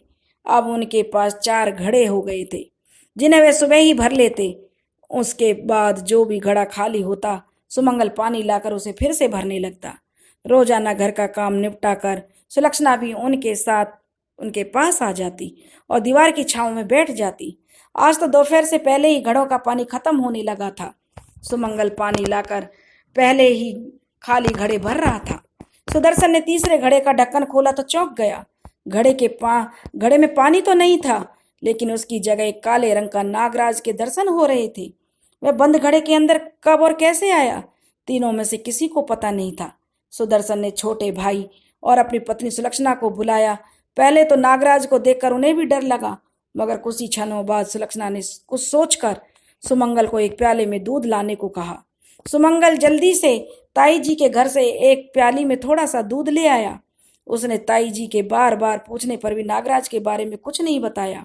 सुलक्षणा ने दूध की प्याली को जमीन पर रखकर सभी को आंख बंद करके अपने देव पितरों का ध्यान करने को कहा और स्वयं भी घड़े को थोड़ा तिरछा करके आंख बंद करके प्रार्थना करने लगी। हे नागराज, यदि आप हमारे कुल के देवता या पितर हैं तो हमें कुछ कहने आए हैं, तो कृपया इस प्याली का दूध पीकर अपने स्थान को चले जाइए। आपके इस रूप में हम आपकी कोई बात नहीं समझ सकते, इसलिए किसी अन्य माध्यम से अपनी बात हम तक पहुंचाइए। सुलक्षणा ने फिर कहा, यदि आप हमें डसने के लिए ही आए हैं तो अपनी यह इच्छा भी पूरी कर लीजिए। हम सब आपके सामने मौजूद हैं। प्रार्थना करने के बाद भी उन्होंने कुछ समय तक अपनी आंखें बंद रखी। थोड़ी देर बाद जब उन्होंने आंखें खोली तो नागराज घड़े से निकलकर जा चुके थे। कुछ दूध जमीन पर गिरा पड़ा था। ऐसा लगता था कि नागराज ने दूध पीने के लिए प्याली में अपना फन एक बार जरूर डाला था, परंतु जमीन पर कहीं भी उनके जाने का निशान भी नजर नहीं आ रहा था। सुलक्षणा ने सुदर्शन से कहा, स्वामी, ऐसा लगता है कि ये नागराज आपके कुल के कोई देवता या पितृ ही थे जो हमसे मिलकर अपनी बात कहने आए थे। सुदर्शन और सुमंगल ने भी सुलक्षणा की बात का समर्थन किया। यह घड़ा ग्राहकों को पानी पिलाने के काम में नहीं लिया जा सकता, इसलिए सुमंगल जल्दी से जाकर कुम्हार से एक घड़ा और ले आया। फिर दोनों भाइयों ने मिलकर पानी भरकर अपना काम शुरू कर दिया। उसी रात उसने नींद के बीच एक बहुत अद्भुत सपना देखा। उस सपने में उसने देखा कि एक बड़ा सा नाग टीले में से निकलकर धीरे धीरे उसकी ओर बढ़ रहा है। उसे बड़ा डर लग रहा है, वह नाग कहीं उसे काट ना ले। परंतु उसे बड़ा आश्चर्य हुआ जब वह नाग उससे कुछ दूर रुककर एक अधेड़ उम्र के व्यक्ति के रूप में बदल गया। वह व्यक्ति धीमे धीमे मुस्कुरा रहा था। सुलक्षणा ने कुछ कहना चाह रहा था। सुलक्षणा ध्यान से उसकी बात सुनने लगी। नाग से मनुष्य बने व्यक्ति ने उससे कहा, बेटी घबरा मत, मैं कोई और नहीं हूं, ना ही मैं तुम्हें नुकसान पहुंचाने आया हूं। मैं तो तुम्हारा ससुर पारसमल हूं और मैं तो तुमसे मिलकर तुम्हें कुछ बताने आया हूं। सुलक्षणा ने हिम्मत करके घूंघट कर लिया और हाथ जोड़कर अपने ससुर को प्रणाम किया। पिताजी प्रणाम। क्या आप ही घड़े में नाग के रूप में आए थे? सेठ पारसमल ने कहा, हाँ बेटी, मुझे तुम सबको यहाँ देखकर बड़ा अच्छा लगा, मगर साथ ही यह देखकर दुख भी हुआ कि करोड़ों की संपत्ति के मालिक होने के बावजूद तुम्हें मामूली से काम से गुजरना पड़ रहा है। सुलक्षणा ने कहा, पिताजी कैसी करोड़ों की संपत्ति? हमारे पास तो अपना ढंग का कारोबार शुरू करने के लिए भी थोड़ी सी रकम भी नहीं है, इसलिए तो यह चना गुड़ का काम शुरू किया है। उसके ससुर कहने लगे, नहीं बेटी, सचमुच तुम लोग करोड़ों की संपत्ति के मालिक हो, मगर इसे पाने के लिए तुम्हें कुछ मेहनत करनी होगी। सेठ पारसमल ने कहा, पिताजी आप बताइए हमें क्या करना होगा, हम आपके कहे अनुसार सब काम करेंगे। सुलक्षणा ने भरोसा दिलाया। सेठ पारसमल ने कहा, बेटी तुम लोगों ने जिस हिस्से को साफ किया है उसे ही थोड़ा सा और साफ करने के लिए कहा। बेटी तुम लोगों ने जिस हिस्से को साफ किया है उस पर एक तहखाने में जाने के लिए एक मजबूत दरवाजा मिलेगा, जिसमें एक मजबूत ताला भी लगा मिलेगा। उस ताले को तोड़कर जब उसका दरवाजा खोलोगे तो उसमें 2 अलमारियां मिलेंगी, जिसमें इस 9 महला हवेली के 8 तहखानों की चाबियां हैं। उन तहखानों में बेशुमार दौलत भरी पड़ी है जिसके केवल तुम ही लोग वारिस हो। उसे प्राप्त करके तुम लोग हवेली का ऊपर का मलबा सावधानी से साफ करना। इस मलबे में ही मेरा और तुम्हारी सासू माँ सरला का कंकाल है।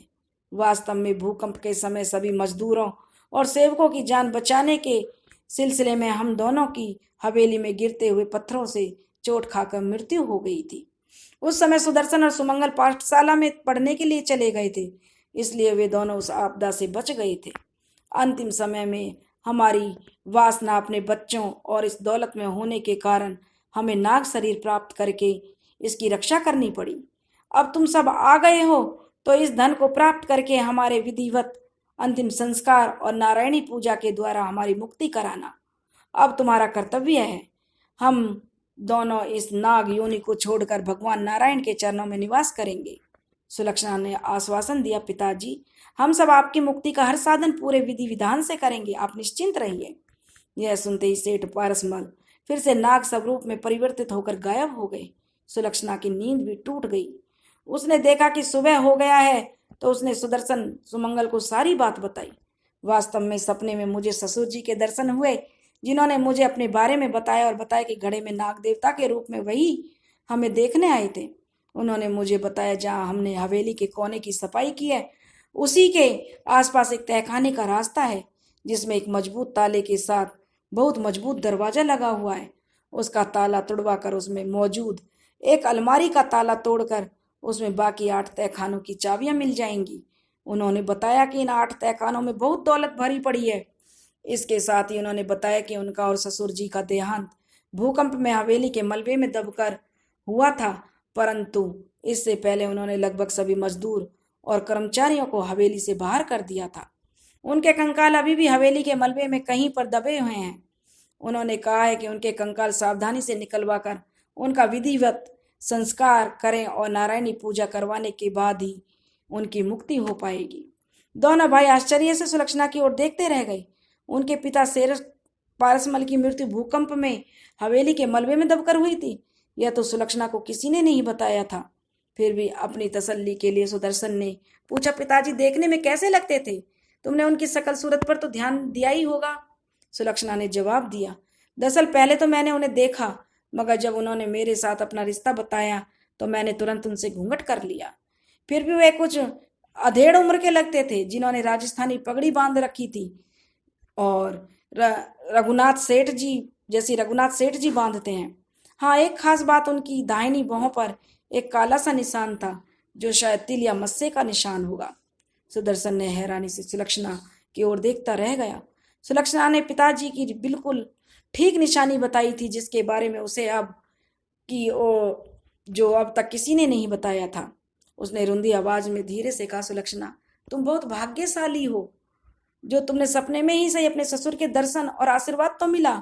अब हम कल सुबह ही मलबा जो तुम्हें सपने में दिखाई दिया है उसके अनुसार तहखाने का ताला तोड़वाने की कोशिश करेंगे। फिर वह फावड़ा और तसला लेकर हवेली के खंडर पर आ गई जहां तक उन्होंने अब तक सफाई की थी। उससे आगे का मलबा साफ करते समय उन्हें अनेक चीजें मिलने लगी। सबसे पहले उन्हें एक हुक्का मिला जो कि टूट फूट के बावजूद आलीशान नजर आता था। उसकी मिट्टी की चिलम के टुकड़े भी पास में पड़े हुए थे। थोड़ी सफाई करने पर एक जूता तहखाने के दरवाजे का कोना दिखाई दिया।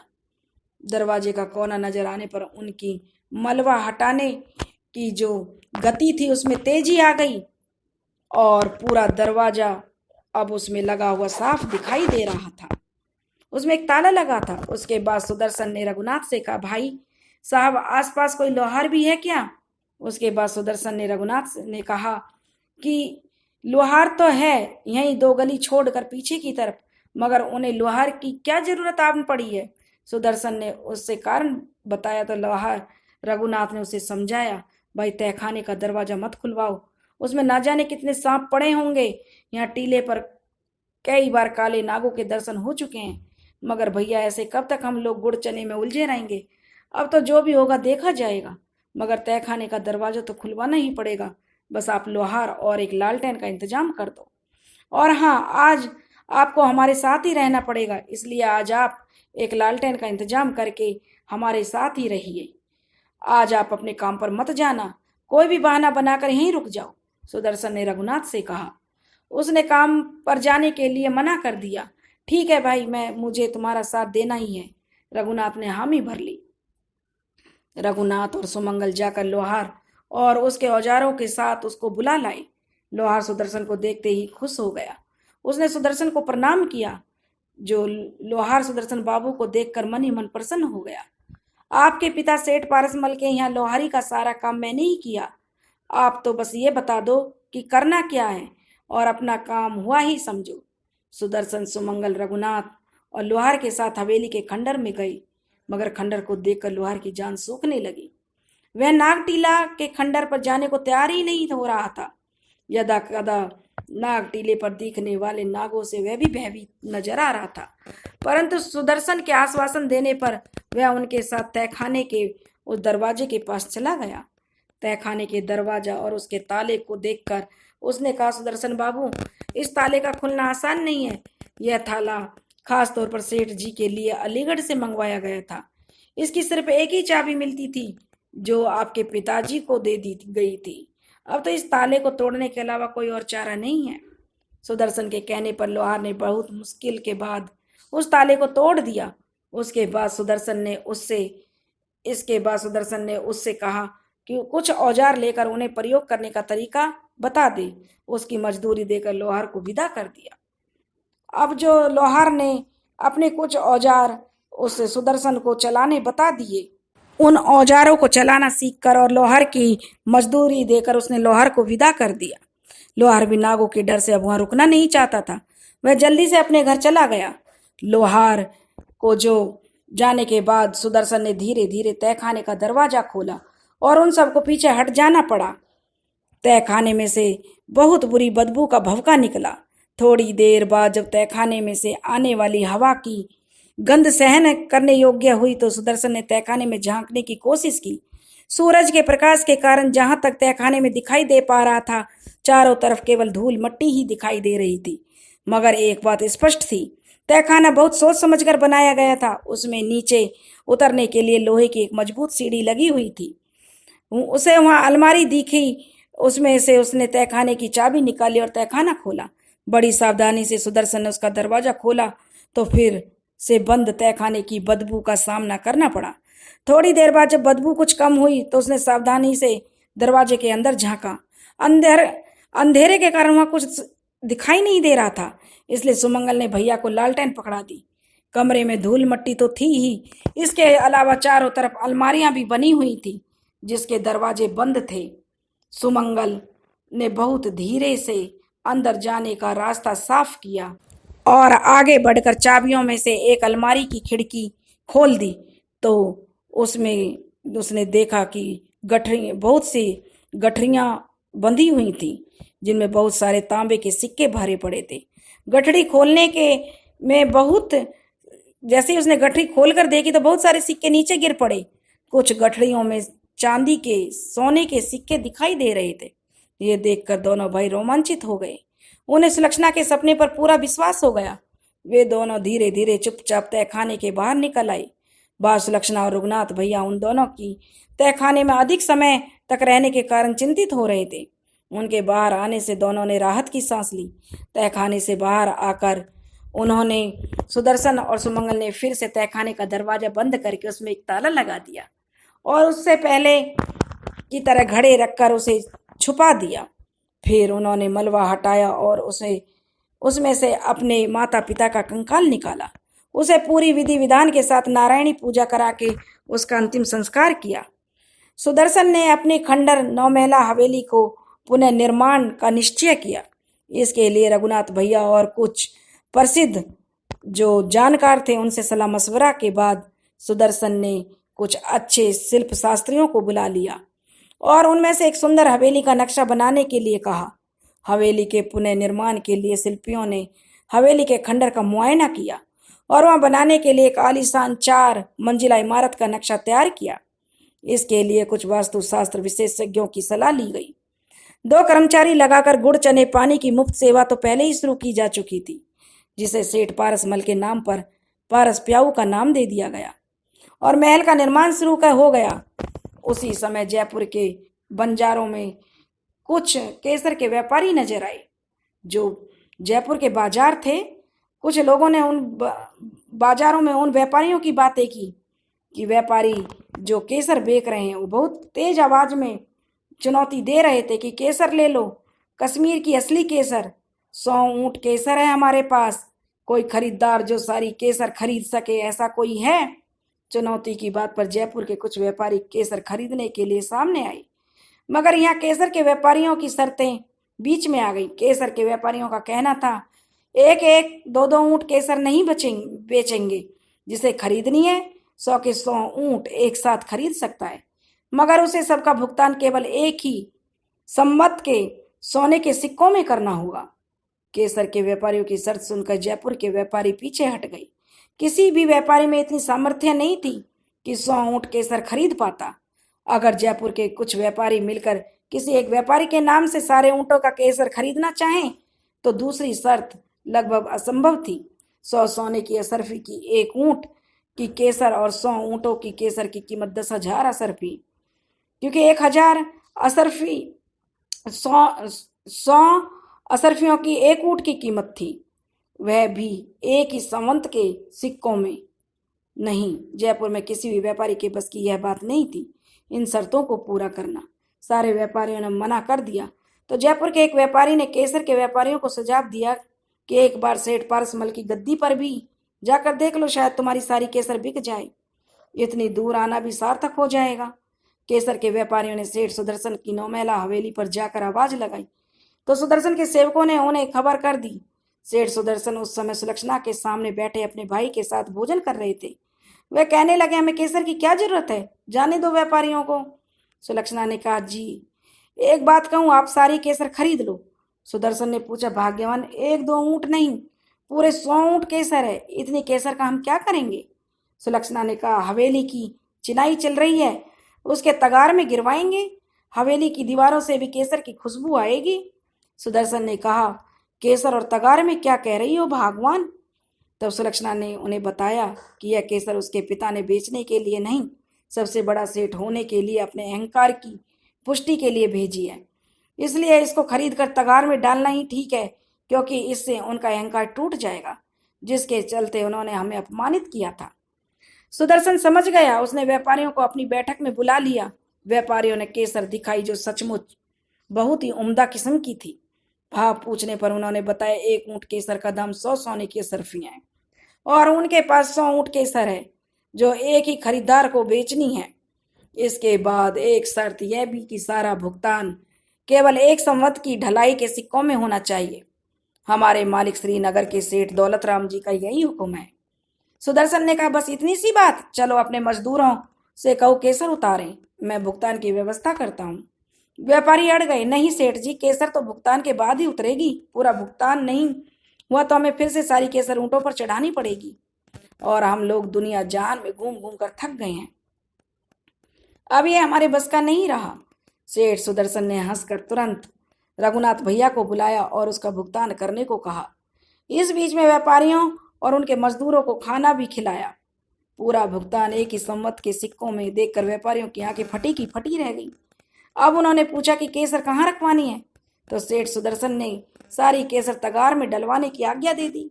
व्यापारियों ने उनसे पूछा कि केसर तगार में डलवानी है? यह सुनकर तो वे आश्चर्य से उन्हें देखते रह गए। सुदर्शन के जोर देने पर उन्होंने सारी केसर तगार में डलवा दी। अब सेठ सुदर्शन ने व्यापारियों से कहा, भाई, हमारी इतनी बड़ी नौमेला हवेली बन रही है, इतनी सी केसर से कैसे काम चलेगा? आप जल्दी से 200 ऊंट केसर और ले आओ, जिससे तीसरी चौथी मंजिल की दीवारों में भी कुछ खुशबू आ सके। हाँ, भुगतान की चिंता मत करना, एक ही संवत के सिक्कों में उनका भी भुगतान हो जाएगा। केसर के व्यापारी आश्चर्य से सेठ सुदर्शन के मुंह की तरफ देख रहे थे। केसर के व्यापारी जयपुर के सेठ सुदर्शन से विदा लेकर वापस श्रीनगर पहुंचे। सेठ दौलत राम को पूरी घटनाक्रम कह सुनाया। सेठ दौलत राम सुदर्शन सेठ की यह बातें सुनकर उनको बड़ा धक्का लगा। क्या 100 ऊंट केसर, वह भी तगार में, भुगतान की एक ही सम्मत के सिक्कों में? कमाल है, ऐसा कौन सा सेठ पैदा हो गया जयपुर में जिसकी इतनी बड़ी हैसियत है? जी सेठ जी, इतना ही नहीं, उसने तो 200 ऊंट केसर और मंगवाई है, वह भी अपनी नई हवेली के तगार में डलवाने के लिए। सेठ जी के कासिंदों ने उन्हें बताया कि हम सबको जो भोजन कराया है, तो हम सपने में भी ऐसा भोजन नहीं कर सकते। कई तरह की मिठाइयाँ, अनेक सब्जियाँ, दाल बाटी, चूरमा, नरम नरम मुलायम रोटी, ऐसी कि बिना दांत वाला भी व्यक्ति खा सके। लस्सी भी इतनी गाढ़ी और मलाई मक्खनदार की हमने जीवन में कभी नहीं देखी। और कमाल है ये सब, उसके यहाँ ऐसा खाना रोज बनता है। लोग तो उनके यहाँ हम लोग तो उनके यहाँ अचानक ही पहुंचे थे। हमें भी पेट भरकर भोजन कराया गया, बार बार पूछकर, जैसे किसी रिश्तेदार को खिला रहे हों। चलते समय उन्होंने हमें अलग से एक एक असरफी भी इनाम के तौर पर दी। नौकरों ने बताया, जैसे जैसे सेठ जी के नौकर जयपुर वाले सेठ के वैभव का वर्णन कर रहे थे, वैसे वैसे सेठ दौलत राम का दिल बैठता जा रहा था। यही 1-1.5 साल पहले तो यही लोग सारी दुनिया में घूम कर आ गए थे और किसी ने भी केसर खरीदने की हिम्मत नहीं की थी। अब इतने थोड़े से समय में ऐसा कौन सा धन्ना सेठ पैदा हो गया जो 100-200 ऊंट केसर तो हवेली बनवाने के लिए चूने खारे के गारे में ही डलवा रहा है। उसका रोज का खाना भी ऐसा बनता है जो बारात को खिला रहा हो। कमाल है, ऐसे सेठ को तो खुद ही जाकर मिलना पड़ेगा। देखो तो सही, आखिर कौन सी हस्ती है ये। उसने अपने नौकरों से सेठ जी का नाम पता जानने की कोशिश की, तो नौकरों ने कहा, सेठ जी, उस हवेली के मालिक ने अपना नाम किसी को भी बताने से हमें मना कर दिया। उनका कहना है कि दौलतमंद लोगों को बिना वजह ही बहुत दुश्मन बन जाते हैं। कुछ लोग तो केवल उन्हें ठगने या लूटने के चक्कर में लगे रहते हैं। इसलिए उन्होंने माँ क्षीर भवानी की कसम देकर हमें कुछ भी बताने से मना कर दिया। माँ क्षीर भवानी की कसम तो हम किसी भी हालत में नहीं तोड़ सकते, ये तो आप भी जानते हैं। ठीक है, ठीक है, मुझे सेठ जी का नाम पता मत बताओ। सेठ जी कहने लगे, मगर मुझे उनके पास लेकर तो जा सकते हो। मैं एक बार जयपुर वाले उन सेठ जी से मिलना चाहता हूँ, सेठ दौलत राम ने कहा। नौकरों ने उसके लिए हामी भर दी तो सेठ दौलत राम ने अपनी पत्नी से इसके बारे में बात की। सेठानी केवल इस शर्त पर साथ चलने को तैयार हुई कि वे रास्ते में पड़ने वाले तीर्थों के दर्शन करते हुए चलेंगे और जयपुर वाले सेठ जी से मिलने के बाद मथुरा वृंदावन बिहारी लाल के दर्शन करेंगे। यदि संभव हो पाया तो मथुरा के पास अपनी बेटी से भी मिलकर आएंगे। वैसे तो सेठ दौलत राम अपनी बेटी सुलक्षणा से नाराज थे, मगर समय के साथ उनका गुस्सा ठंडा पड़ गया। अब वे भी अपनी बेटी को देखना चाहते थे। कुछ सोचकर सेठ दौलत राम ने अपना सारा व्यापार अपने छोटे भाई को सौंपने की सोची, मगर छोटा भाई तो अभी व्यापार में कोई ज्यादा अनुभवी नहीं था, क्योंकि सभी निर्णयों के लिए उसे बड़े भाई पर ही आश्रित रहना पड़ता था। दरअसल सेठ दौलत राम ने उसे कभी स्वतंत्र रूप से निर्णय लेने ही नहीं दिया। इसलिए एकाएक सेठ दौलत राम के इस निर्णय से वह थोड़ा अचकचा गया। उसकी समझ में नहीं आ रहा था कि वह क्या करे। उसने सेठ दौलत राम से कहा, भैया, आप अच्छी तरह से जानते हैं मुझे केसर का कोई ज्ञान नहीं है, कोई अनुभव नहीं है। मैं तो हमेशा आपके कहे पर चलता हूँ। यदि आप जाना ही चाहते हैं तो मुझे व्यापार का तरीका और इसकी बारीकियां समझाएं, तब आप कुछ दिन के लिए कहीं जा सकेंगे। सेठ दौलत राम ने मन मारकर हामी भरी और अपने छोटे भाई को 6 महीने में केसर के व्यापार के गुण सिखाए। तब वे अपनी पत्नी के साथ लंबी यात्रा की सारी तैयारी करके अपने सुसज्जित रथ पर निकल पड़े। चलते चलते एक दिन सेठ दौलत राम जयपुर भी पहुंच गए। वे जयपुर नगर की भव्य शोभा देखकर बहुत ही अचंभित हो गए। सेठ दौलत राम अपने सेवकों से के साथ जयपुर में घूमते घूमते सुबह से शाम हो गई। घूमते हुए सेठ सुदर्शन की 9 महला हवेली पर भी पहुंच गए। उन्हें यह देखकर बड़ा आश्चर्य हुआ कि पास में ही पारस प्याऊ पर मुफ्त ही गुड़ चने के साथ पानी पिलाया जा रहा था, और वह भी लोगों से प्रेम से बुला बुला कर। सेठ दौलत राम ने प्याऊ तो बहुत देखे थे, मगर ऐसा एक भी नहीं। रथ से उतरकर उन्होंने हवेली पर नजर डाली तो नजरें उठी की उठी रह गईं। क्या खूबसूरत हवेली थी, जैसे ख्वाबों का कोई महल हो। सेठ पत्थरों की नक्काशी और खंभों की उठान, 4 दीवारी की खूबसूरती पर देखकर मुग्ध हो गए। सब अद्भुत थी।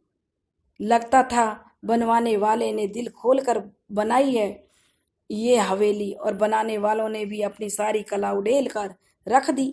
बेजान बेजुबान पत्थर जैसे बोलने लगे थे। साथ ही हवेली के आसपास भीनी भीनी खुशबू भी आ रही थी, जिसे पहचानने में सेठ दौलत राम कभी धोखा नहीं खा सकते थे, क्योंकि यह खुशबू उन्हीं की भेजी हुई जो केसर थी, उसी की थी, जिसे पहचानने में सेठ दौलत राम कभी धोखा नहीं खा सकते थे। क्योंकि यह खुशबू उन्हीं की भेजी हुई अच्छी किस्म की, उम्दा किस्म की केसर की थी। हवेली देखते देखते बरबस सबसे अच्छी किस्म की केसर से उसमें से खुशबू और उसमें चार चांद लगा रही थी। सेठ दौलतराम के मुंह से निकल ही गए, वाह क्या हवेली है भाई, वाह बहुत खूबसूरत हवेली है, कमाल है। सेठ दौलतराम के मुंह से किसी की तारीफ सुनकर सेठानी जी से रहा नहीं गया। वह रथ के आगे की तरफ पर्दे से बाहर निकल कर आई और सेठ जी से पूछने लगी, आज जीवन में पहली बार केसर के अलावा किसी दूसरे की तारीफ सुनने को मिली है। सेठ ने कहा, भाग्यवान, जरा सामने ऊपर की तरफ नजर उठाकर तो देख, तुम भी तारीफ किए बिना नहीं रह सकोगी। मगर सेठानी ने तो सेठ जी की कोई बात सुनी ही नहीं। वह तो पहले ही हवेली की खूबसूरती में खोई हुई थी। ऐसा लगता था कि हवेली में अभी भी अंदर कुछ काम चल रहा था, क्योंकि अनेक मजदूरों का हवेली में सामान के साथ आना जाना लगा हुआ था। एक एक मंजिल की खूबसूरती देखते देखते सेठानी की निगाह दूसरी मंजिल पर जमकर रह गई। ऐसा लगता था कि कोई जवान औरत उस मंजिल पर किसी से बातचीत कर रही थी। उसकी आवाज सेठानी को जानी पहचानी सी लगी। अरे, यह तो हमारी सुलक्षणा की आवाज है, मगर वह यहाँ कहाँ दिखाई क्यों नहीं दे रही। तब सेठ जी ने कहा कि हमारी सुलक्षणा भलो यहाँ पर कैसे आएगी, वह तो शादी के बाद मथुरा वृंदावन गई हुई है। अब सेठानी जी यह सोच रही थी कि बातें करने से सुलक्षणा की ही है, लेकिन वह मानने को तैयार नहीं थी कि यह सुलक्षणा की ही आवाज है। जब वह चौबारे पर गई, बातें अभी सेठानी जी ये सोच ही रही थी कि बातें करते करते सुलक्षणा चौबारे पर आ गई और वह घर के काम करने वाली औरतों को कुछ काम समझा रही थी। उसे देखते ही सेठानी के संदेह की कोई गुंजाइश नहीं रही। अरे, यह तो अपनी सुलक्षणा ही है। उन्होंने हवेली की खूबसूरती में खोए सेठ दौलतराम को आवाज दी, ए जी सुनो, देखो सुलक्षणा के पिताजी सुन रहे हो या नहीं। एक सेवक ने सेठ जी को बताया तो सेठ जी सेठानी की तरफ देखने लगे। सेठानी ने ऊपर उंगली उठाकर कहा कि देखो, सुलक्षणा के बारे में मैं कह रही थी ना, मैंने बताया तो एक बार तो उन्हें विश्वास ही नहीं हुआ, मगर ध्यान से देखा तो उन्हें भी सुलक्षणा की पहचान में कोई संदेह नहीं रहा। उसका पुत्री के प्रति प्रेम उमड़ पड़ा। उन्होंने वहीं से अपनी बेटी को जोर से आवाज दी। उसके साथ साथ सेठानी ने भी सुलक्षणा को पुकारा, सुलक्षणा बेटी, सुलक्षणा बेटी, सुनो जरा। सुलक्षणा पलटकर अंदर वापस जाने ही वाली थी, मगर अपना नाम सुनकर चौंक गई।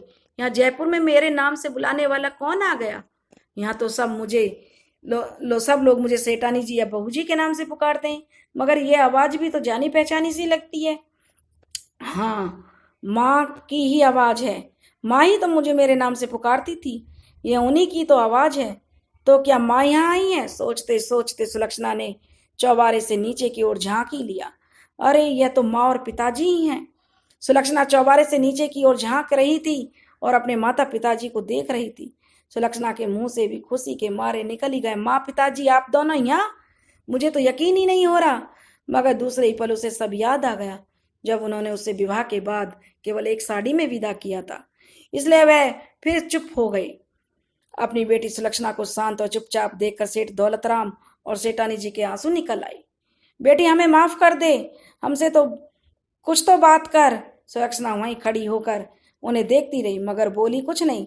यह देखकर सेठ और सेठानी की बेचैनी बढ़ गई। वे परंपरा के अनुसार बेटी के घर नहीं जा सकते थे, मगर उनसे बात तो कर ही सकते थे, उसे कुछ भेंट तो दे ही सकते थे। इसलिए सेठ जी ने एक असरफियों की थैली अपने सेवक को देकर उसे सुलक्षणा के लिए उसके चौबारे पर फेंकने को कहा। सेवक ने जोर लगाकर वह थैली चौबारे पर फेंक दी। असरफियों की भरी हुई थैली आते ही देखकर सुलक्षणा थोड़ा पीछे हट गई, मगर दूसरे ही पल उसने वह थैली उठाकर वापस रथ में फेंक दी। माँ पिताजी, मुझे मेरे भाग्य ने सब कुछ दे रखा है, अब मुझे आपसे कुछ भी नहीं चाहिए। मगर सेठ दौलतराम की बेटी के द्वार से उसे कुछ भेंट दिए बिना लौटना उन्हें भी गवारा नहीं था। इसलिए उन्होंने ये कहते हुए असरफियों की थैली फिर से चौबारे पर फेंकवा दी। बेटी, हम तुम्हारे घर आए हैं, अपनी परंपरा के अनुसार हम तुम्हें कोई भेंट दिए बिना वापस कैसे जा सकते हैं? बेटी, हमें माफ कर दो, हमारी ये छोटी सी भेंट स्वीकार कर लो। सुलक्षणा ने कहा, पिताजी, हमारी परंपरा के अनुसार विवाह के समय भी तो आपको बहुत कुछ करना चाहिए था, जो आपने नहीं किया। इसलिए अब किसी परंपरा की बात करने की जरूरत नहीं है और आपसे मुझे कोई शिकायत भी नहीं है, मगर अब आपकी कोई भी भेंट स्वीकार करने से मेरे स्वामी का अपमान होगा। मुझे आपसे कोई शिकायत नहीं थी, इसलिए आपकी सरपियां आपको ही मुबारक हो। यह कहकर उसने असरफियों की थैली फिर से रथ में फिकवा दी।